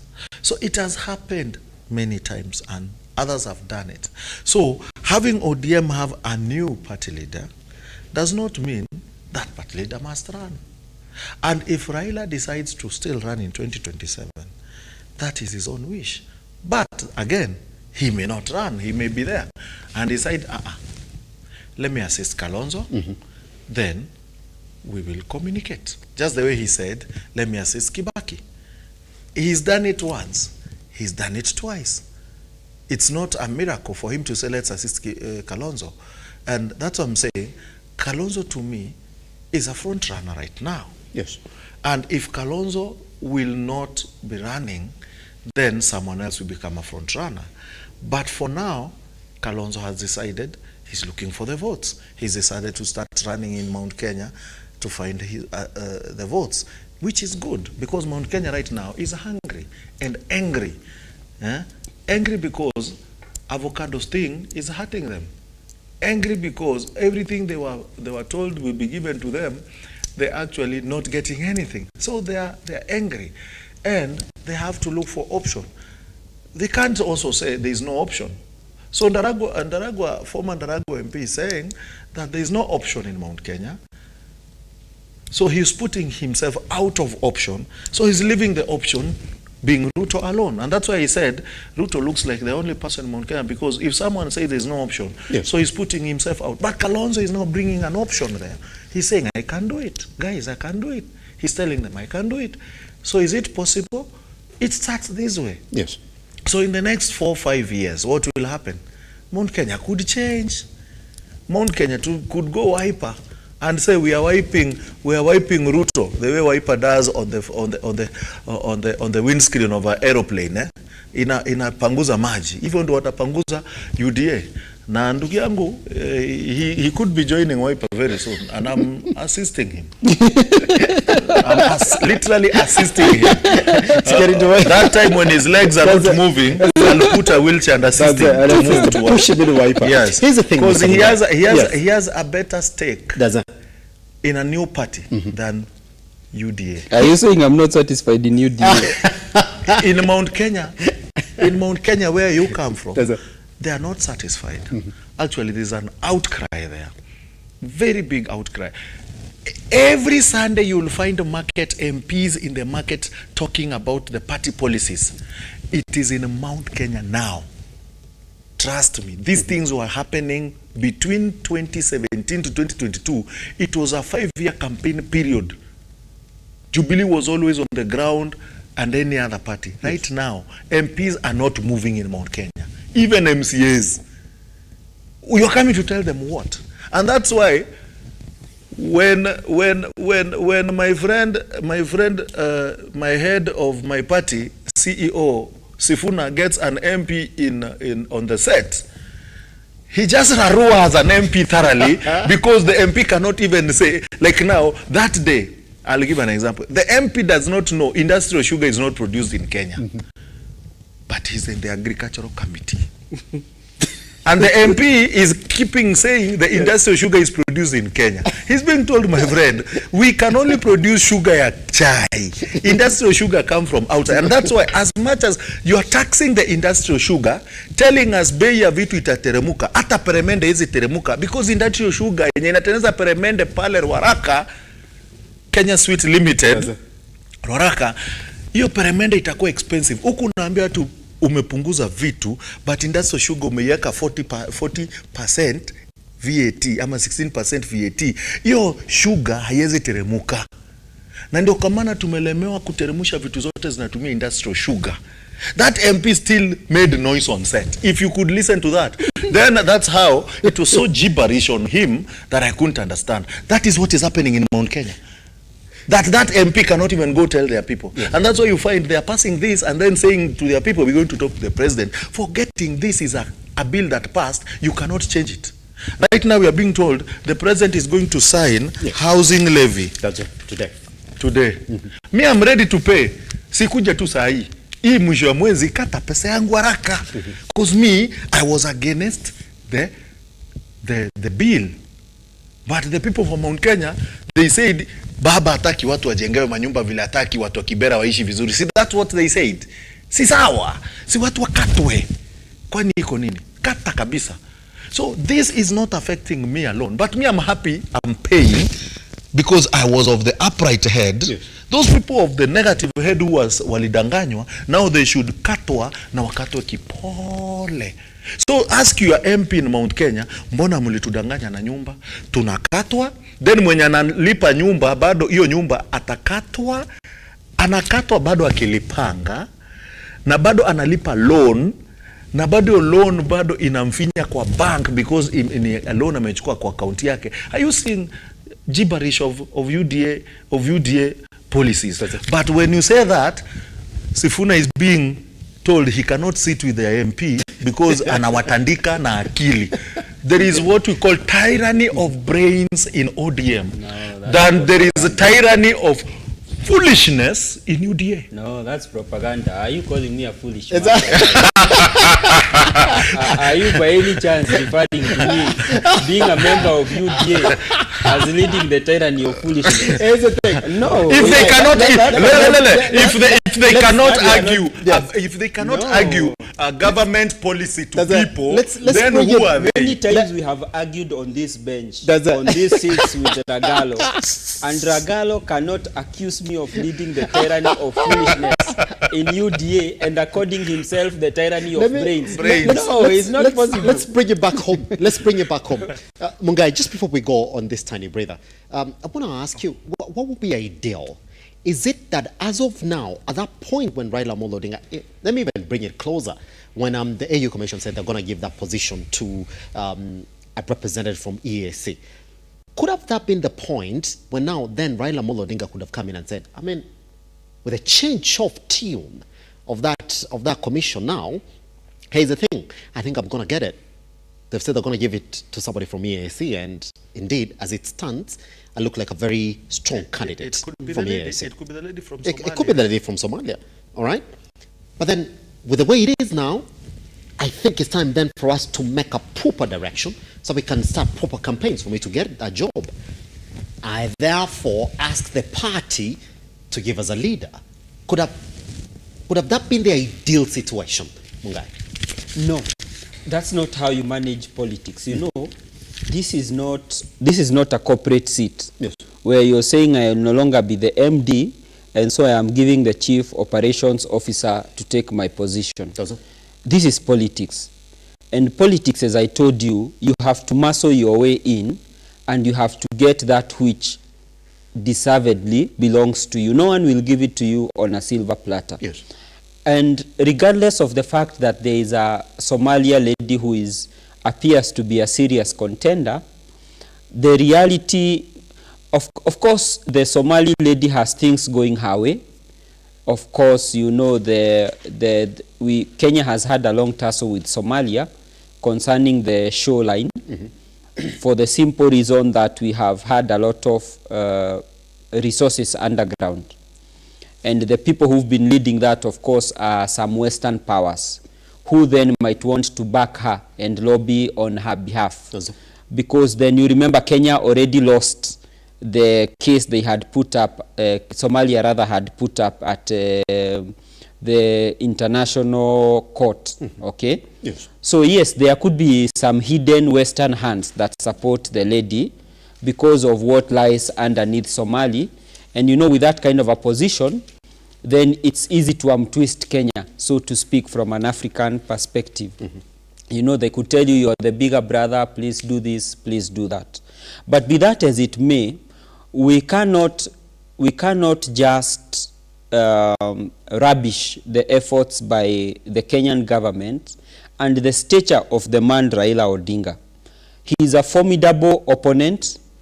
Remember, even Amina Mohammed was a formidable candidate. You know, they had to do voting more than 3 times for them to come up. Actually, she lost at the 6th round. Yeah, she lost, yes. And the people who failed her were the East Africans.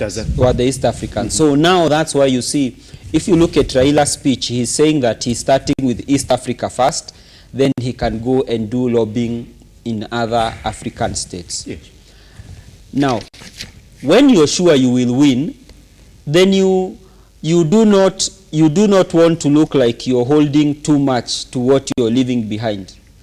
Even the Bible says, for you to follow Christ, you must leave your baggage behind and follow him. That's it. You know, you are not following him with your baggage. That's why he was saying, foxes have holes. I, the Son of Man, have nowhere even to lay my head. You know, you must reach a point where you're willing to let bygones be bygones, and you're willing to say, look, I have been in the local scene. I have done what was humanly possible. Please release me and support me to go to the next level. Now, when he says that, then you cannot then dictate on who takes over the mantle. You can lead people. And you see, we have a good example in Uhuru Kenyatta. He tried to dictate who would take over succession from him. Even Kibaki tried subtly to leave us Musalia Mudavadi. But what happened to Musalia? Same thing. He was unable to grab the thing and run away with it. That is why one day Uhuru appeared in a press briefing. Everyone could tell he was a bit imbibed, and he said some demons had compelled him during the night to go endorse Musalia Mudavadi. You know, typically Musalia went from being a presidential candidate to a demon-possessed individual. Why? Because this thing, you don't wait for people to give it to you. In Aden Duale's book, he goes ahead to say that at one time they were considering giving the mantle to Kalonzo Musyoka. Then Kalonzo called them and told them, you know, as senior counsel, you are all going to be jailed. So the best thing for you is to give me this now. Then when you are jailed, I can come and open. That is what Aden Duale writes in the book. It's not me reporting the same. Why am I bringing all these things? Is to tell you that, one, people have tried endorsing, it has not worked. People have tried subtly, in a subtle manner, in a covert manner, saying this is the person we support. It has not worked. Yes. But what has surely worked is the ability to take the thing by its horns. You face the thing and take it. Even when you're tear-gassed in church, you say, I am taking this thing and nothing can separate me from this thing. Until the day Kalonzo Musyoka will face the thing and say, look, this thing I want it and I will take it and I am marshalling a team. What does Kalonzo have to lose? You tell me. At his age now, what does he have to lose? His son is in Yala. His family is doing well. Yes. There could be a few setbacks here and there. But what does he have to lose? Nothing. So he just needs to say, look, I have been dilly-dallying with this thing, but now is the time to take it. I am marshalling all troops to take this thing. But sitting back, relaxing, and waiting for this thing to come to you. Even some people say, if and you know it's the month of Ramadan, I don't want to use that example. Yes. If he refuses to go to the mountain, sometimes the mountain must come. Yes. You must orchestrate a way for the mountain to come to you. If you are unable to go to it, you orchestrate events for it to come to you. And I mean the mountain literally. That's right. We're going to take a side with her because once we come back away, we're going to move slightly from the politics of the ODM party. Wagalo is uncharacteristically quiet this morning. You know, does it look like a man also is within the confusion? The things you know are cooking in his backyard. Even as he says, wow, there's somebody. No, we have tyranny of brain. When you're too bright. No, there is nothing like tyranny. We must disabuse that thing of tyranny with brains. Tyranny of brains. Must pit me against that fellow who is terrorizing some of our MPs. They must put us. They must put me with him. I'm going to give you his quote. But we're going to take a time. Even those MPs should be brought to me. Yes. I can characterize them. That's it. We're going to go for breather. Now I'm saying, this is a quote from Edwin Sifuna this morning. He's saying, that as a member of opposition, I feel overworked because every single day when I wake up, there's something to fight this government on. Today, I've seen this proposal on bread and milk, and if you look at the sentiments of the government, you will see they are totally out of touch with reality. Now, that particular quote, out of touch with reality. Rigathi Gachagua is a man who some people are saying, hey, you might be out of touch with reality. Why? Because the president has been facing a lot of noise in his gatherings. And DP Rigathi Gachagua this weekend was in the Valley, a place where they got majority support. More than 90% of the vote was delivered. But then he's saying, this nonsense, I don't like it. Not just the president, even the president himself. I said, hey, when I'm here, you got to respect the president. And you got to respect all those leaders who are standing to speak to you. Now, Rigathi Gachagua, and I'm going to quote him, you're going to explain to us what it means, is told the Rift Valley leaders, tutakosana na nyinyi. You have to be very careful. That you have to make sure that when the president comes here, all these people here, they're quiet. Once we come back right here on the morning drift, is he out of touch with reality? Once we come back.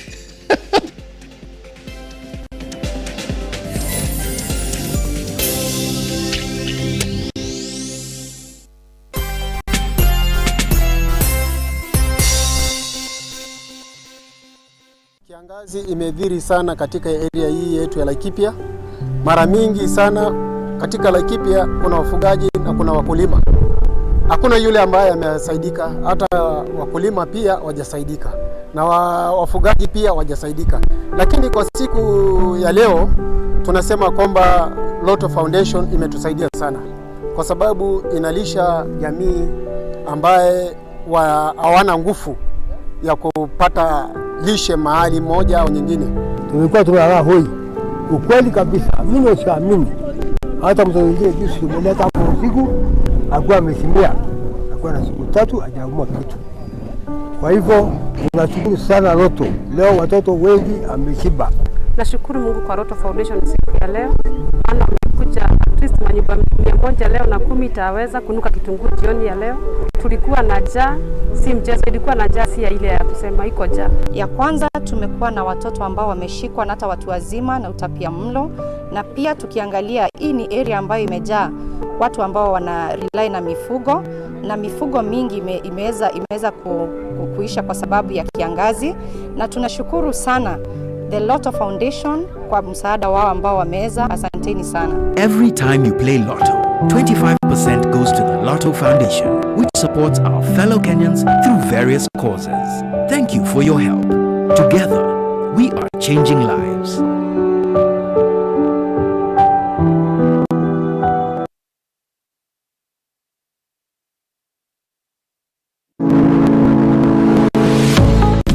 University of Nairobi is a distinguished institution of higher learning dedicated to nurturing your intellectual curiosity and pushing the boundaries of knowledge. From state-of-the-art laboratories to modern libraries equipped with the latest resources, we provide you with the tools you need to succeed. Choose from a wide range of programs designed to prepare you for challenges of tomorrow's world. Whether in STEM, humanities, business, or the arts, our strong industry connections and career service support will help you translate your education into meaningful career opportunities upon graduation. Join a vibrant community of scholars from around the world, fostering cultural exchange, collaboration, and lifelong friendships. Book your space now for September intakes. Log in to https://www.uonbi.ac.ke for a wide range of courses to choose from. You can also contact +254 020 491 0000 or email us at pr@ounbi.ac.ke.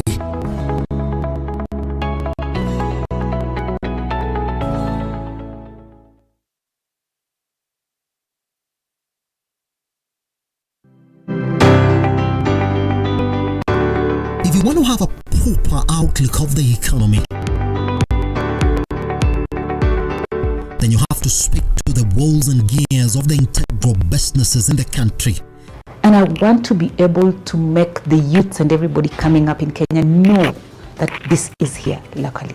Men and women in the thick of the burst of markets rising and falling, fighting to make their business decisions stick. I've always lived in my career that I can never be late. You need to train by yourself.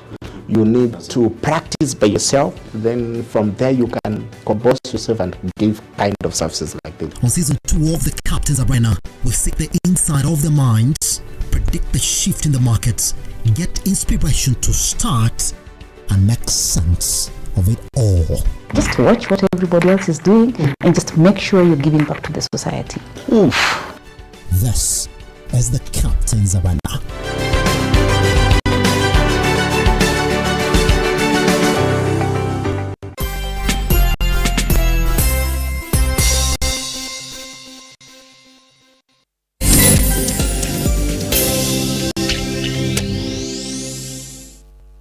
All right. Let's then come back to that being in touch with reality. Rigathi Gachagua has a fight with the Rift leaders who, in one way or another, he says, have been unable to contain their crowds whenever the president is visiting. It's a story that was filed by my colleague Ian Ketani right here at Lookuptv. Let's take a look at it, see the battle lines that Rigathi Gachagua is drawing, then come back and talk about it. And then ask the question, are they out of touch with reality? Why would people be shouting at them at these gatherings in an area where they enjoy majority support? Let's take a look. President William RUTO completed his 2-day development tour in the South Rift region, where Governors Eric Mutai and Hilary Bachok were reprimanded by the public. A seemingly angered Deputy President Rigathi Gachagua has called the leaders to order, condemning them over what transpired during the tour. Kama rais amekuja kwa county nyumbani na ni rais wa Jamhuri ya Kenya, amekuja kuzidua mipango ya maendeleo, kupanga maendeleo. Munatoa rais kwa mamlaka yake na cheo chake. Kazi yake ni kuzuia vita. Wewe hapana piga kelele, wewe nyamaza. We want total respect for President William Ruto. Na mikutano yake hawezi kuwa vile niliona jana. Sasa niliangalia TV jana. Ile maneno yote mzuri rais alifanya hakuna. Si mliona TV jana? Ile naoneshwa ni vita na kelele. Ile mazuri yote ilikuwa imetuleta imepotea. Let us be very, very careful. Speaking in Nandi County during a church service, Gachagua hinted at convening a meeting between the leaders involved in the weekend incidents to address the issues at hand, noting that it was an embarrassment to the head of state. Hao viongozi ya college nitawaita. Nitawaita. Now, if they don't listen to me, nitakuja kuwashitaki kwenu. Tumekubaliana? Nyinyi mngetaka rais aendelee kuoneshwa aibu? The second in command, while highlighting the steps made in stabilizing the economy, now says that the situation will get even better, with the Kenyan shilling continuing to gain over the American dollar. Kulikuwa deni ya 9.8 trillion. Kulikuwa na ingine naitwa Eurobond ya 2 billion US dollars ambaye amelipa wiki mbili iliyopita. Na for 1 year rais amekuwa pale tukimsaidia kungangana na hii madeni. Kwa sababu hiyo madeni lazima ilipwe kwa sababu ilichukuliwa na serikali ya Kenya. Na kwa hivyo mnaweza kuona kama mambo ilikuwa naenda polepole, lakini mambo imeanza kufunguka. Na mimi mbolea tukiingia ilikuwa shilingi 7,000. Sasa ni 2,500. Unga tukiingia ilikuwa shilingi 240. Imeteremka 130, 135, 120. Dola ilikuwa imepanda mpaka 62 shillings, 162. Sasa imeteremka 130, inaelekea ikienda chini. Tarzan. I'm picking the right question for that particular conversation. The tempo also, very good tempo that has been I knew Mungai would come in. Pick the tempo also. Mungai, what would you have a problem with the leaders in the region, a place where you enjoy more than 90% of support? In fact, if you look at the polls, you put it at 97% support from that particular region. What would you have an issue with the noise that goes on in your political rallies without investigating why these guys are making this noise? Is that not being out of touch with reality? All politics are local. All politics are local. It's the same thing that happened in Kiambu. Yes. You know, politics, there is a lot of rivalry. Yes. If you want to know that a crowd has been paid to heckle down someone, you just need to see the pockets of the crowd, and you can clearly see that the pockets that were booing were those surrounding the dais. And therefore, depending on local political rivalry, you're going to have heckling happening. And you know, heckling is good because it makes news, as the deputy president alludes. Many people, when they see that, that is what is picked as news as opposed to the development agenda of the president. I agree with the deputy president that it's bad manners. It's bad manners to heckle leaders whom you voted for. Remember, Barchok as the governor was not voted by people from space or by aliens. He was voted by the same people. Now, if the people do not want the leader, they wait till 2027 and vote them out. But this business of organizing people to go and heckle leaders right, left, and center is bad manners. And I think bad manners should be stopped at all costs. That's one side. And it doesn't matter whether they happen in Rift Valley counties or Mount Kenya or whichever counties. Ragalo gave a good example. He said when the president goes to the Nyanza region, he's speaking about development. The people are eager to listen to the president. But when it comes they are waiting. But now when it comes to Mount Kenya and Rift Valley, people are booing. When it comes to Mount Kenya, he talks about people are doing local politics. So I think it's unfair for the citizenry themselves. But hold on, that particular one, that it's unfair for the citizenry itself. Yeah, it is unfair to them. How you going to simply because it's done en masse does not mean it's right. Brother. Ragalo, just let Mungai indulge us. You know, it's the same question that people asked, that the president actually spoke and said, and I'm going to quote him, "Staki ujinga, tunyamaze." Yeah, because that is what exactly it is. That is exactly what it is. It's a political rally, isn't it? Yeah. Yes, it's a political rally. And I came so that I can listen to you, isn't it? If I don't like what you're saying. No, look, my brother. Raila the other day went to Turkana. what happened? Some people had planned for him Raila to be good and shouted down. Okay, Raila made a press briefing some time later and said, "That's my county. I'll be back." Did he call them wajinga? No, he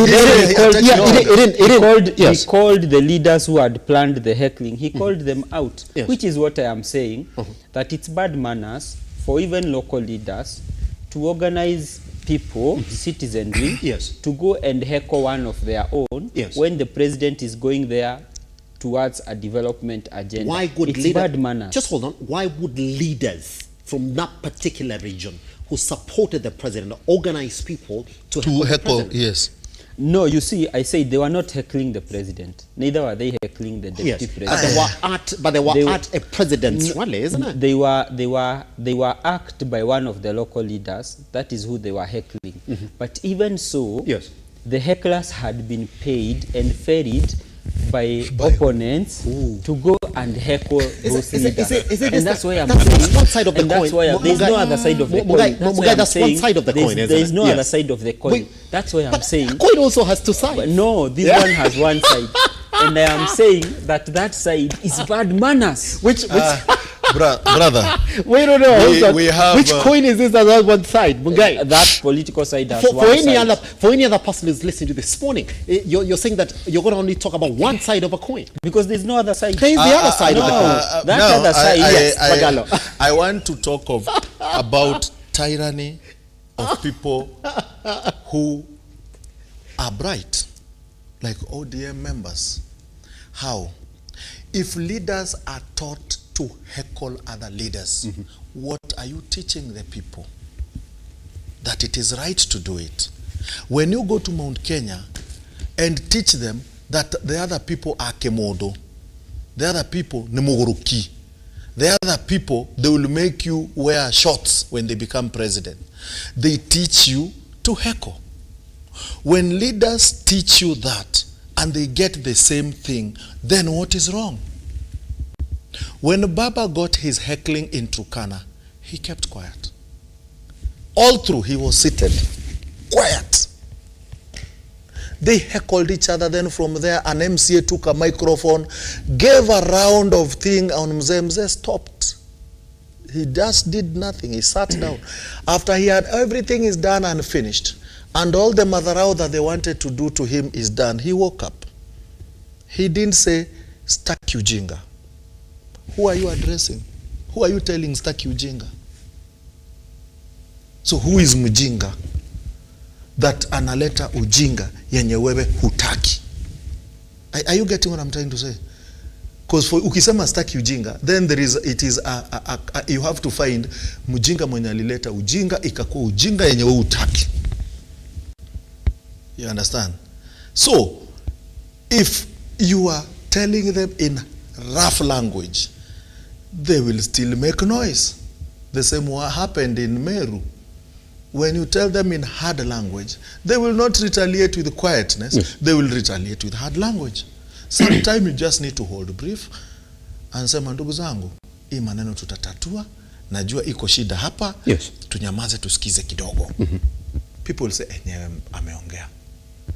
But when you come with hard language, they will not listen. They will keep heckling. So if leaders heckle on podium, you expect who to not heckle? When you teach them to hate on others, what do you expect? Why do you think when RUTO comes to Nyanza, we don't have a problem? Because all these people, we don't want them. So let them finish and go. It's the same question. It's the same question. Let them finish and go. And have you seen him being heckled? Mungai. Sorry, Bagalo. When he went to Nyanza to campaign, he got 10%. Actually, he got less than 10% of votes. Same question. But he even went to Siaya, came on road to Kisumu. People, watu walikuwa napewa kakitu. Sindio? You could see people running to the car. Mpaka watu wanasema RUTO amepenetrate Nyanza. You remember people from stadium, there was a function in the stadium where the president had gone and RUTO was there. And Baba was there. When people were leaving, RUTO's convoy was followed by Luos. And people are like, enye RUTO squeeze amekula mpaka Nyanza. When votes came out, why would you heckle? Why would you heckle? Here now, that's what I'm telling you, tyranny of brains in ODM.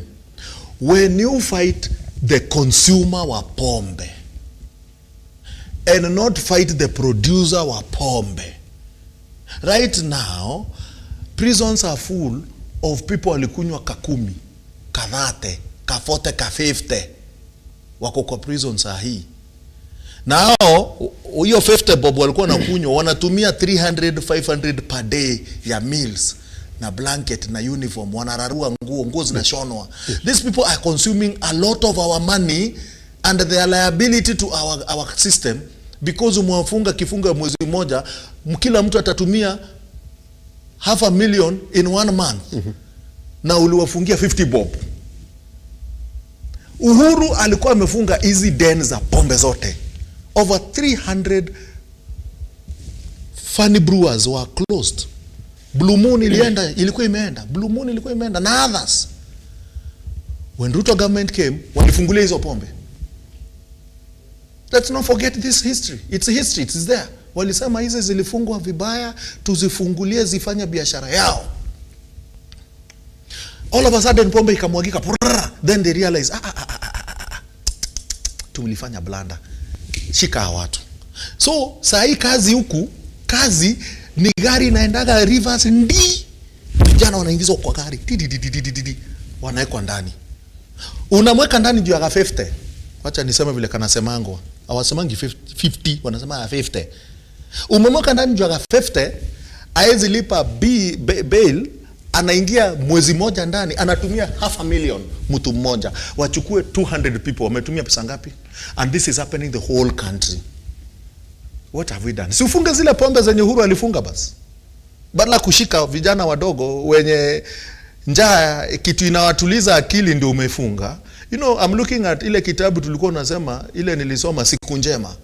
Sasa ingine unakunywanga, si ati unapenda kukunywa, urelax mind. Na juka 50 kanaweza kukuinua, badala kumshika, msaidie zaidi. Ukimpeleka korokoroni, unamharibu. Tyranny of brains. Tyranny of brains come to KRA. Border people. We are coming for you. Micro business, border, riders, merchants, matatu, we are coming for you. We are coming for you. Are you saying hustlers. they should not pay tax? We are coming saying for that, you. that you are the only person who should pay tax? Yes, I am the only person who should pay tax. No, we are coming for you. We tax. are coming for you because you must pay tax. Lazima muingie kwa e-teams, lazima mulipe tax. Na hakuna kuhepa hii. We are coming for you. The other one, we are now seeing polisi wanataka kupewa chief tena. Chief awe na polisi, DI awe na polisi, DCI awe na polisi. Tunarudi wapi huko? Mkanuera. Mahali AP alikuwa na kontroliwa na chief. So we want to return the provincial administration ya kitambo where chief had so much power that he could summon you na sema uwekwe pingu na unaekwa. Tyranny of brains. Healthcare.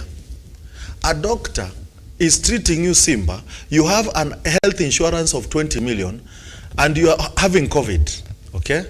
I'm saying for the doctors, nurses, clinicians, and everyone in the hospital. You're having COVID. The lab person is coming to pick your blood for testing. The doctor is coming to listen to your chest. The nurse is with you every time, even turning you and changing your poo-poo and your pads. Yes. And everything. Okay? Okay? You are infecting them with COVID, but then they don't have insurance. You have a 10 million insurance. So they ask the insurance to tear gas them. We have doctors who died of COVID. We have nurses who passed on of COVID and many others. They didn't have those insurances. They could not even afford the COVID drugs. So they are now asking for an insurance cover. You tear gas them. Tyranny of brains. These guys are not asking for salary increment. They're asking for insurance, better working areas, and there are some asking to go back for internship. Very normal things. You're tear gassing them. Tyranny of brains. So to me, when you take people wa pombe unawafunga, then the next day hawa watu wa pombe ndio wanatumiwangwa kukuja kuheko watu. What are you doing? In fact, watu heko watu najua wajavaa suti. You know how they look like. Yes. Wananunuango kanusu. Wanaambiwa sasa ukiona Eriko amesimama chukua hii 200, 300 jioni. Yes. Ukiona Eriko amesimama make sure hajakohoa kitu. Watapiga tu nduru. Actually hawatakutupia chochote. But they just they interrupt your conversation with the people. Yes, sir. Then from there Junior anaendea mshahara. Wale wako job. You want them not to do their job. So the problem is not the hecklers. That's why when we come and say staki ujinga, they are not the problem. The problem, handle your own leaders who are doing this, and you know them. Why would you tell mtu mdogo ati nyinyi ni staki hiyo kitu? Then yes, then you see what Raila did. He didn't tell Wakenya staki ujinga. He kept quiet. He said, I will talk with the leaders, because he knows this thing so well. Hii ni mgogoro ya watu. Yes. And if at all people thought in Turkana that Nani was better, Ruto was better, then that MCA did a wrong thing. You should not have come to represent a national leader and now becoming an international leader, and you are just an MCA. And I would say just an MCA, because I don't see the footing that you have. You're just an MCA. You want to make noise to a national leader na microphone. To me, that was the lowest an MCA could have done. Then the next day you are in the State House greeting the president. So you've done something so good. So right now, how much of your life has expanded after that? Has that lady done so much? I think not. People know that she can rant on people, but people know wewe si mzuri, because if you can do this, then you are wrong. Pretty much. So people don't like such people. Yes. And that is what I will tell you. Let's not heckle. Leaders should not heckle leaders. He's agreeing with me. But hold on. I'm saying leaders should not heckle. I'm not leaders. That's with the leadership. That's why I'm saying it's bad manners. Bad manners, whether in ODM or UDA, it's bad manners. But then this is something that has been associated with ODM. And the president has also said it some time back, that this kind of behavior, we normally see it in ODM rallies. But let me take you back to the behavior of majority of the areas where ODM is predominant. Every time the president goes into Luo Nyanza, it is in maybe 1 or 2 areas where you see that happen. Why is it synonymous in an area where the president... Actually, he has gone to Kisii. Yes. He has gone to Kisii. Let me give you Kisii. President has gone to Kisii. Has someone heckled? He has come to Homa Bay 1,000 times now, more than... Has he heckled? That's the question I'm asking you this morning, Mungai. Why just in the area? Why in Kiambu, Meru, and then Kalenjin? You know, when you read the Bible... Okay, this Bible, you people, you dare use the Bible to lie to people? Still now you want to lie to people using the Bible? You know what? I think we spoke too much. Mungai was thinking about this thing throughout. The Bible says that bad company corrupts good morals. Who's this bad company? You know, when you keep bad company, when you keep on associating with people from ODM, you're likely to adopt their bad morals. It's not happening. And you see now yes. If you look at those areas, they actually, some of them border ODM areas. And so chances of Kiambu, what about Kiambu? Chances, those ones were that's why I'm telling you, by virtue of association, because of the handshake, we borrowed some bad manners. and this is what now we are trying to cure. Okay, come on. Could you talk about the other side of the coin? I told you there is only one side of the coin. I mean, look at where Ragallo started from. But even before we get there... Ragallo gave it a deep analysis. No, but even before we get there, I want to touch something he has touched on alcoholism. And I don't want to take the angle that he has taken, though he has a point with regard to the fact that sometimes we jail the wrong people for the wrong reasons. Then I'll get back now to heckling and borrowing of bad manners from ODM. In fact, before they invoked on themselves the name tyranny of brains, which I think is far-fetched. It's a tyranny of hecklers. They have sort of conglomerated a lot of I don't see where the brains I don't see where the brains come in except for the heckling bit. But that is neither here nor there. The issue of alcoholism, especially when it comes to, and I touch on this because my friend here has touched on it, is a very serious issue. It's not. And it's a very serious issue. It's not. And when someone comes on set and says that the former regime had tried to do some things, it did, I agree partly. But when someone says that that this regime came in and opened the floodgates for alcohol, that is far-fetched and nothing could be further from the truth. The reality is that this government has put many interventions to make sure that the alcoholism menace, especially in the Mount Kenya region, comes to an end. And I'll tell you, Ragalo, for every 3 homes in Mount Kenya, 2 are adversely affected by the issue of alcoholism. And I can tell you it's such a big menace that I do not see us sustaining our population, especially those of us who come from Mount Kenya, in the foreseeable future.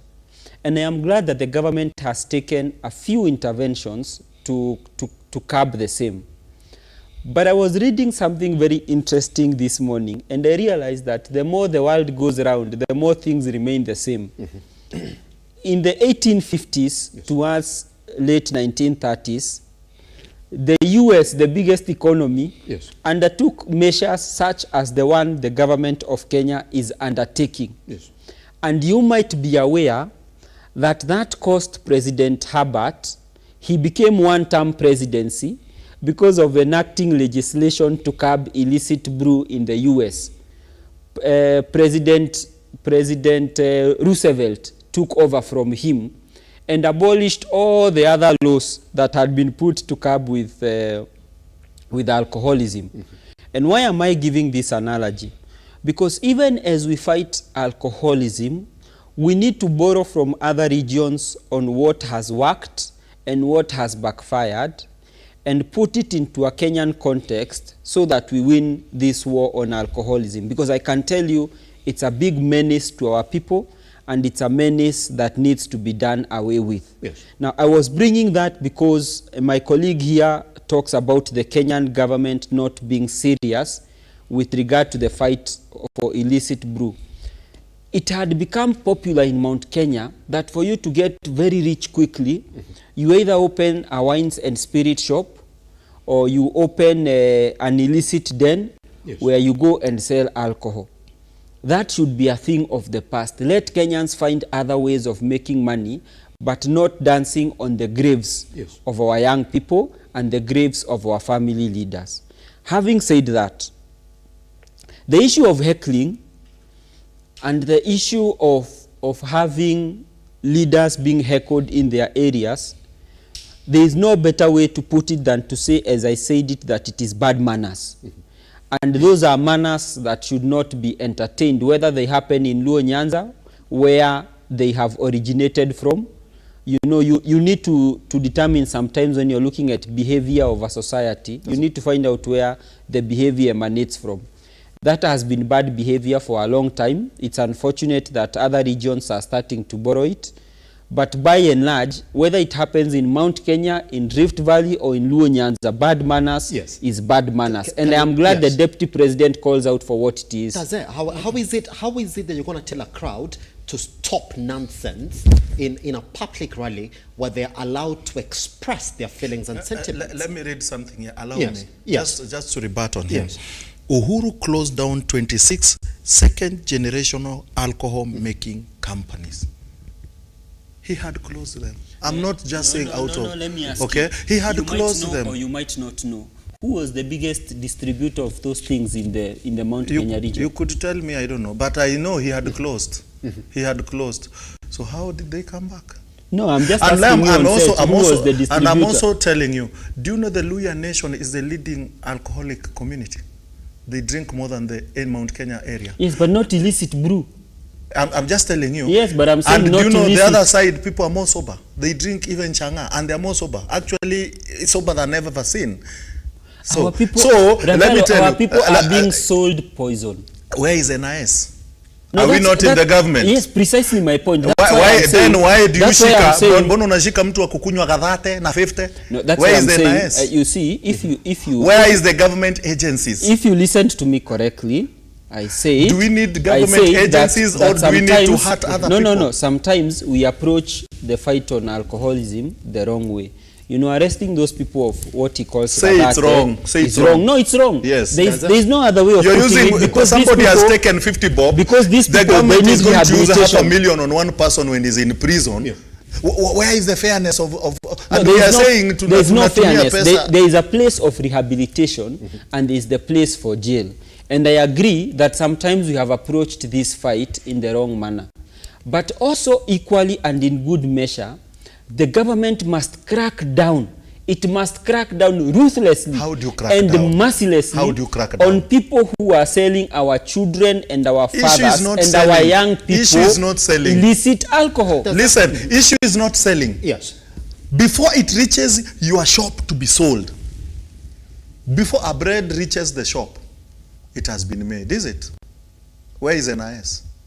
Yes. Do you want to tell me they don't know where the bread is made? They do. Then why would you reach the person who is selling and the person who is drinking? Because the person who is selling and is that is providing... why, that's why Uhuru closed the 26 companies. But because he went to the person who is making, not bread, not the person who is eating the bread.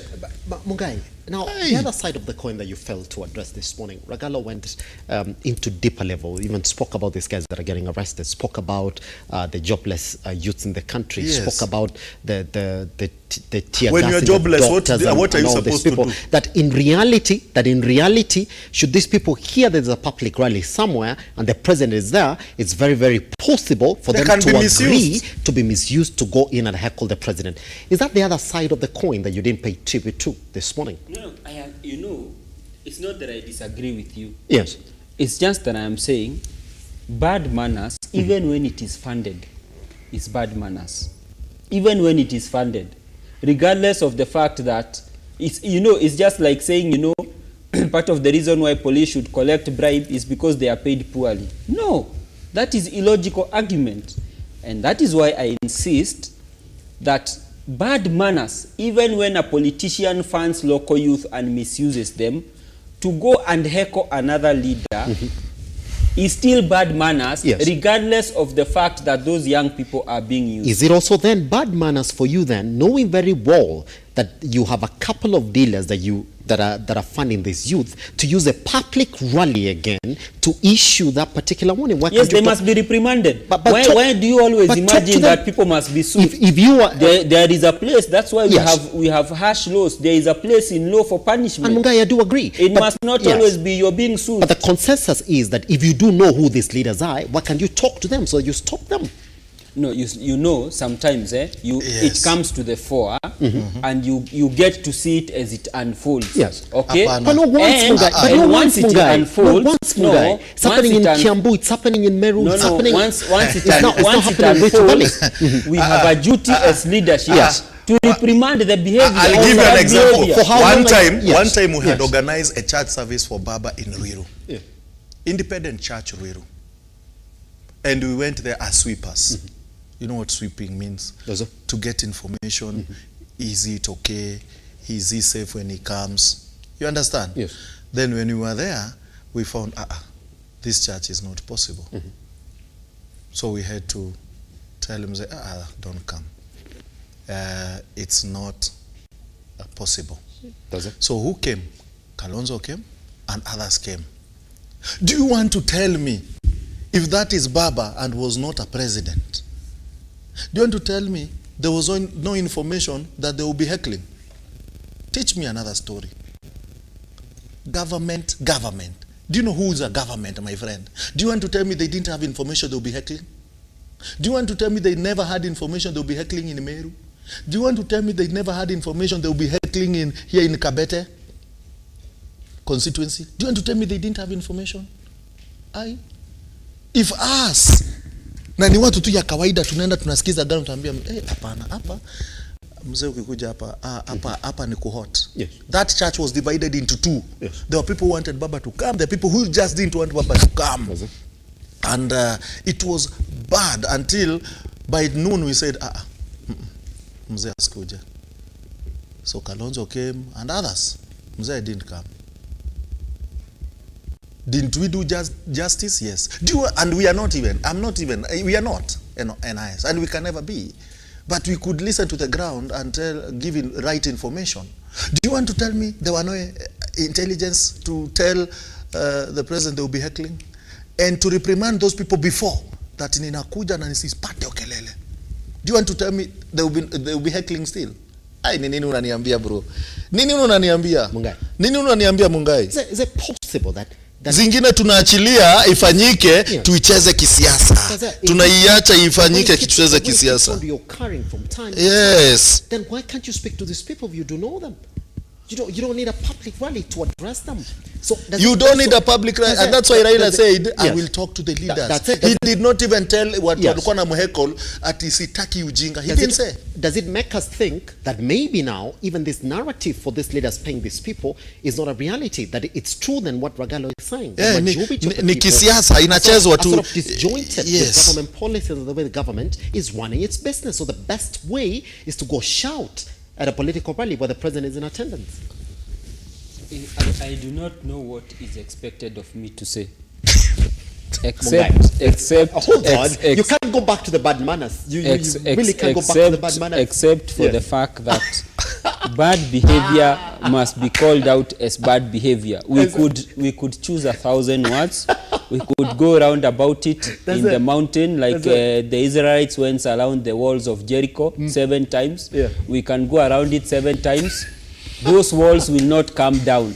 And I reiterate the fact that bad manners is bad manners, if you want and to, it must be called out. Remember, let me give you an example. You know, yesterday was Sunday. That's why I'm using a lot of Bible verses. When Jesus went and found people selling in the church, he did not start preaching to them. No, he didn't. So who is Jesus? He removed a whip and caned them. Exactly. Why? Because the panacea for bad manners, punishment. Then RUTO should call his people, our leaders, and reprimand them. Tell them, but who tells you they are not reprimanded? They are not. How it can't happen 3-4 times. It can't. It can't happen. It can't happen unless it is being played political. Can I take you back to what DP Rigathi Gachagua was saying yesterday? He was saying, hey guys, you gotta be careful. Na tutakosana na nyinyi. So tutakosanaje na mtu jui? So he knows them, isn't it, Mr. Mungai? So why can't we see the punishment then? If indeed it's there, because it's pointing out to the leaders. So you only call out bad manners when you don't want to punish, isn't it? But then, at what point, Mungai, at what point does bad manners stop being bad manners, then becomes indiscipline? Okay. Mungai. There is... How many times do I have to shout at you for you now to say, apana, apa imepita imekuwa indiscipline? You know, you're mixing a lot of issues. That's it. The issue of heckling, especially say with Bachok, happened once. It's not indiscipline. Okay? When the president now goes back to Mount Kenya, the heckling that happened last time will not happen again. Why? Because the leaders were reprimanded. That's one. Secondly, even the people themselves know what is expected of them in a presidential event. Okay?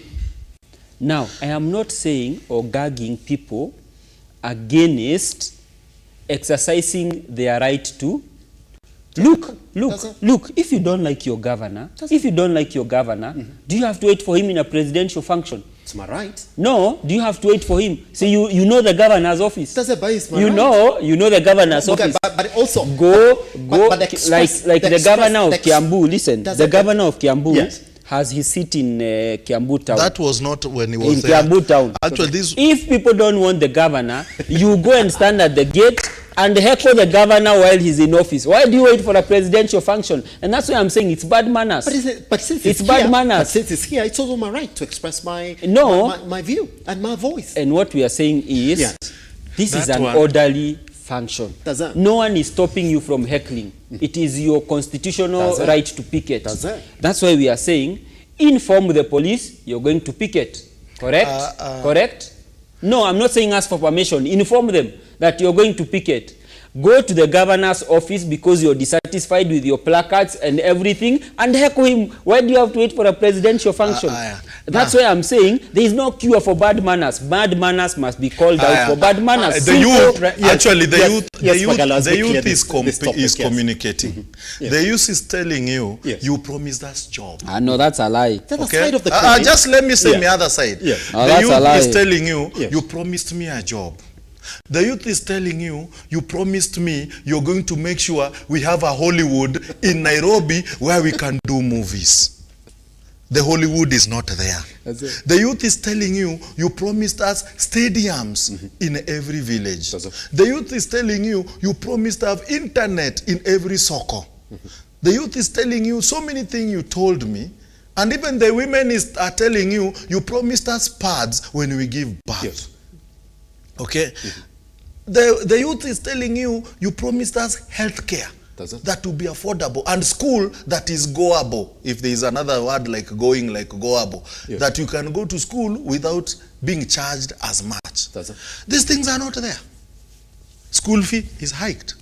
The youth now is being forced to go home to collect school fee, which didn't happen during Kibaki Uhuru time. I never saw a kid going home to collect school fee. It happened during my time, where I will be chased from a grocery, I'm even quoting my school, to go and pick school fee. It happened so many times. Because my father, unless I'm chased, he didn't have anywhere else to get money, but when he sees me home, he has to get that money. But it didn't happen. So right now, the youths are even sick. We had Afya Shule, I'm forgetting the name, which is now out. So the youth is getting sick, cannot be managed in school. He has to go home to be managed by the father and the mother. Now the question is, that youth now is gone back to alcohol. If you want to clear the alcohol menace, do this, government. Tyranny of brains is talking. Funga pombe zote mpaka Kenya breweries. Zote. Now tell them to renew licenses. Give them a point of renewal. You come, you renew, you show us where and what you're doing, we will follow up. Do it drastically. Funga kila mtu mpaka Kenya breweries. Funga. Then in 2 months, kila mtu awe amerudi. But kurudi, ndio mkakati. When you decided you wanted us to have hii number ilikuwa inaitwa whatever, maisha namba, you gave us timeline. That by this time, kila mtu awe na maisha namba. Tulieka mpaka bibi watoto kila mtu. Kuna uko na bibi mbili unaogopa. You know. So the way you gave us timeline on maisha number, and we are 50 something million Kenyans. You understand? Yeah. And everyone had to be registered 50 something million. Kwani how many alcohol brewing? Kada 1, kada 2, kada 3, kada whatever. They are in cadres. How many do we have? Do they reach 100,000? I guess not.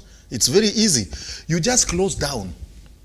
We'd rather lose a 1 month revenue but save a nation. You understand? We'll save alcoholism. Now the youth, wengine wako na shida. As a medical will tell you, we have a condition called Wanike Kosakov. If that guy does not drink, he's gonna die. Yes. Utafanya huyo mtu aje? Umemshika kwa ka50. Ameenda kutetemekea wapi? Kwa cell. The next thing ako kwa prison. Infirmary ya prison imempatia dawa ya Wanike. Anaanza kukula madawa. You know, some of these things should be very careful. As much as tunafunga pombe, how many of us who require that pombe? And how do we rehabilitate them? You know, these people who cannot do away without pombe, they are sick. They're actually sick. They are not alcoholics. They are sick humans. Yes. Unastahili kuwashika, hii madhara ijengwe vizuri. Occupational therapist, psychologist, psychiatrist, waajiriwe. Unajenga, badala ya kujenga hizi manyumba unajenga magorofa za watu, hebu jenga magorofa kama hizo ndani ya madhara. Unawashika, unapiga madhara ndani, pap, miezi 6 rehabilitation, watoke, wengine lot ingine. That is how Kibaki took care of chokoras in the street. Walibebwa wakapelekwa wapi? NYS, wengine jeshi, wengine polisi, and now they are human beings providing and taking care of their families with the salary per month. So Kibaki had tyranny of brains. So kushika mtu mgonjwa unampeleka prison because mimi mtu when the order of the government says usikunywa na bado unakunywa, my friend, wewe ni mgonjwa. Wewe si mlevi, wewe ni mgonjwa. Na unajua anakunywa ndio sustain hiyo shida yako nayo. Tengeneza, unaona hizi nyumba zinaitwa affordable housing. These people actually need a house. Waekwe huko ndani, warehabilitatiwe. Then wakitoka, another group. So we can have 5 or 6 Madhares in the country. One in Nyanza side. I'm saying, let me not say Nyanza, let me say Kavirondo. That side. Another one in Kikuyu Nation, this side. Let me not say Kikuyu again, Mount Kenya. Another one in the coastal region. Okay? And another one in Rift Valley region. Huge ones.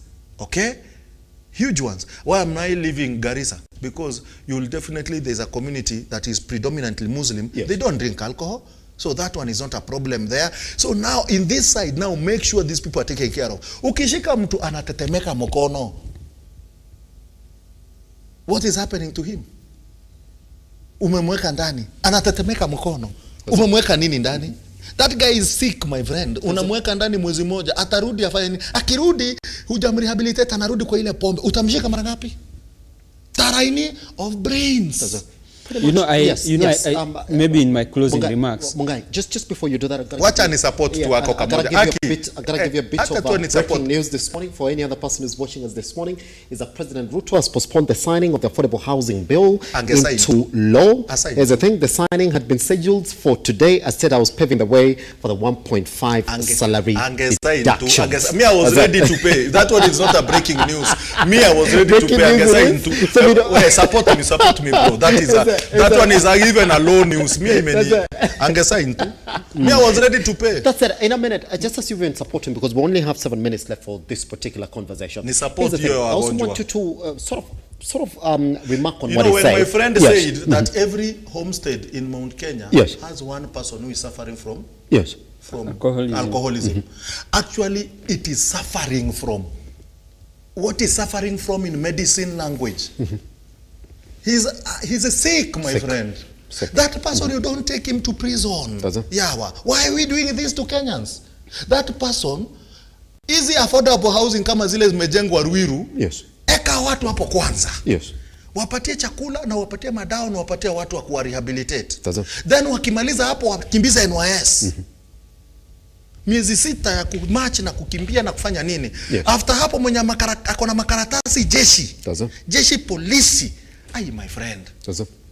How? And that's why I'm telling you, Kibaki had a tyranny of brains. So umempeleka prison. Umemwachilia ameenda wapi? Akafanya nini? Amekuwa pastor. Si amerudi kwa pombe yake. What have you done? Kushika watu ni mzuri.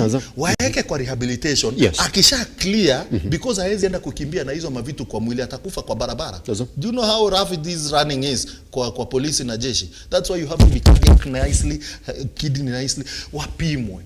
Figo zake ziko sawa, roho iko sawa, mapafu yako sawa, NYS. Then from there, polisi, pretty much. So tumesaidia Kenya. Just 1 minute on it. Could you agree that that's the other side of the coin that we're talking about here this morning? That bad manners would essentially be an effect of what Bagala is saying? Just before we comment on the CS positions. Yes, first I would want to say that the fight against illicit alcohol, and I use the word illicit precisely, is the fight of our lives. This is not the government's fight. This is our fight. There are many of our people that are suffering from alcoholism, and there is dire need for us as a society to intervene and help them. And I agree with the good doctor that, there is need for a different change in tact. We don't need to arrest our brothers. We need to have institutions that can absorb them, rehabilitate them, take them to a good TVET institution, help them acquire skills, and make sure that even as a society, together with other institutions such as churches and religious institutions, concert in this effort to fight against illicit alcohol. And this should not be a government fight alone. This should be our fight, the fight of our lives. And I agree that this fight must not be politicized. It must not be politicized. It is affecting, I can tell you, for every 3 homes, 2 homes have a brother, have a sister who is suffering from alcoholism. And so there is need for us to come together. I agree that the availability of ethanol has been a huge contributor. And even in places where they do not use ethanol, some have been known to use methanol, which is poisonous. We are having our young people lose eyesight, lose lives. I mean, it's untenable and unsustainable if we continue losing our people in such a manner. And so I agree that the fight must be concerted. Where government agencies have slept, they must be woken up from slumber. And clearly, there is need for us to walk the talk. We can borrow from other institutions and other countries, as I had said. The US had dealt with this in the 1850s, moving forward. Even where you see, in fact, part of things that came up in the US is that pharmacies and chemists grew in number when the fight for alcoholism sprang up. Why? Because now people are getting prescriptions in those illicit alcohol. They were being sold as medicine. So people are finding a way of beating the system. So it's a fight that the government needs to take on boldly. We as the citizenry, we will support. We have a responsibility to support that which behooves us to save the next generation. Pretty much. All right. Now, having said that, there is another question you wanted to put across. That's it. Gentlemen, I'm going to put to you on where the debate for the CIS's positions has essentially come to. Here's the thing. The two reports that the House has to debate now and see exactly how this essentially reaches the president. Number one, it's either we have 22 CISs according to one report, and number two, the JLAC report comes in again last Friday, and they say, well, you cannot cap the CIS positions because that will limit the president's powers to appoint proper individuals who are going to further service delivery in these various ministries. Good. So they said, let it be open-ended. The president himself would see what is fit in terms of the number. Mungai, why you want? It's a controversial position. It's a position that has remained vacant for the past, 2.5 years, you will say now. Now they're back at it again. Which direction should the president take on this, Mungai? And where do you stand on the position for CISs? First, I've said on this show previously that anyone who wishes others ill will is most likely practicing witchcraft. And I have said that for the reason that any Kenyan who gets a job is a Kenyan.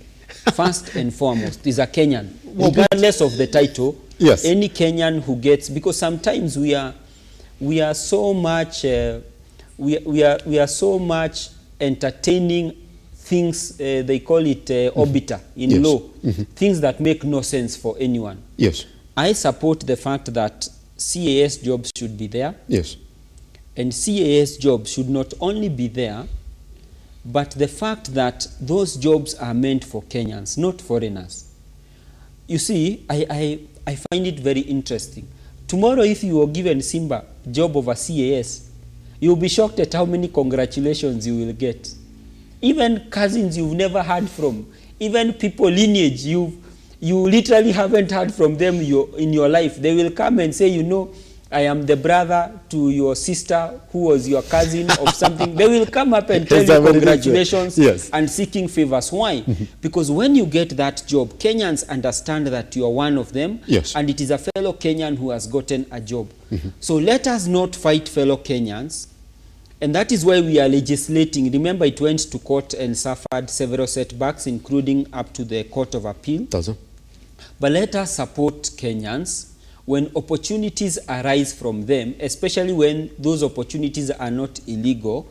Let us support fellow Kenyans to get jobs. Regardless. Two reports at 22. Jala comes in and says, do not cap the positions. Let them be open-ended. The president will decide how many he wants to put there. Kenya is in trouble. My friend says here, when job open for Kenya, give it to Kenya. But not all jobs are important. What is the function of a CAS? That is not done by the PS, the CS, the undersecretary, and all the other people. So you want to tell me the ministries have been at a halt until the CSS will come? Now the ministries will start working. So the Ministry of Public Service for Moses Kuria is not working until we have the 2 CSs that are assigned there. It would work much better with their presence. So no, I'm just saying. So the Ministry of Trade will not work as better when you have separation of until we have 6 CSs that were destined to have small departmental there. Mm-hmm. You know, the former CS for Ministry of Trade was holding on to all those 6 departments. Yes. Actually, Ministry of Trade was the most divided ministry into very, very small sections. So what is happening today in 2 years? Is the government not running? Don't you have departmental heads there? So the departmental head will now come down and the CS will come up. Does it? We have a bloated government already, thoroughly bloated. Then, after that, we have, I'll give you an example. We have in State House and the presidential office, we have Mwaura and Mohammed at the other side. What are their functions? They're all spokespeople. So Mwaura is the government spokesman, and Mohammed is what spokesman? State House. Spokesman. So what is Mwaura talking about, and what is Mohammed talking about? I'm always confused. Okay. So, don't we have one person? Kibaki's time we had one person in the name of former governor Machakos. During Uhuru's time we had one person. The person who left was Oguna from the army. And he was Manoa SPC. Okay. So, what I'm trying to put is very simple. If we go to that route, then we are going to have what is the function of a CS? How much salary does a CS get paid? Over 700. Actually 700 take home, so over 700 because of other things. Then the vehicle, a vehicle is around 5 to 6 million. Then the bodyguard, we have to have a police. Then we have a staff. Yes. Who is a Kenyan? And you look at all that, are we not blotting this government? So, we have money, is it? Yes, we do. That's why we have money to take alcohol people into prison, other than putting them into a place, use the same 500,000 that will feed them in prison, with them doing nothing, to a place where you can now use that 500 and it will bring something. If we go this way, then what are we creating? It is a vicious cycle. This government was not coming to help. It was coming to make things tougher and worse. It is going down to be a government that came, we saw, it's never conquered. It will not conquer. Kibaki government conquered. Moi government conquered, then lost it. It had conquered, then they lost it. Jubilee government, as much as it is here, it lost it, then conquered, then lost it. It had 3 waves. This one has lost it from day one. It has not conquered a bit. So where are they going to conquer? These people are not going to help. But because it is their government, and it is their president, let them have it. Our president. That's it. Let them have it. Yes. That's why I said, even if he was going to sign the housing bill, which now he's not going to sign, it is just a negative to me. He should have just signed it. It is his government and their government. He should even sign this yeses, even Kitambo and sign say, it is their government. Let them give them. We'll have our time to decide again, did they do well? So Miss Nanga ile atinapingana, anything they want, let them have it. So bro, anything you want, have it. Hata wewe kesho ukipewa kazi, go.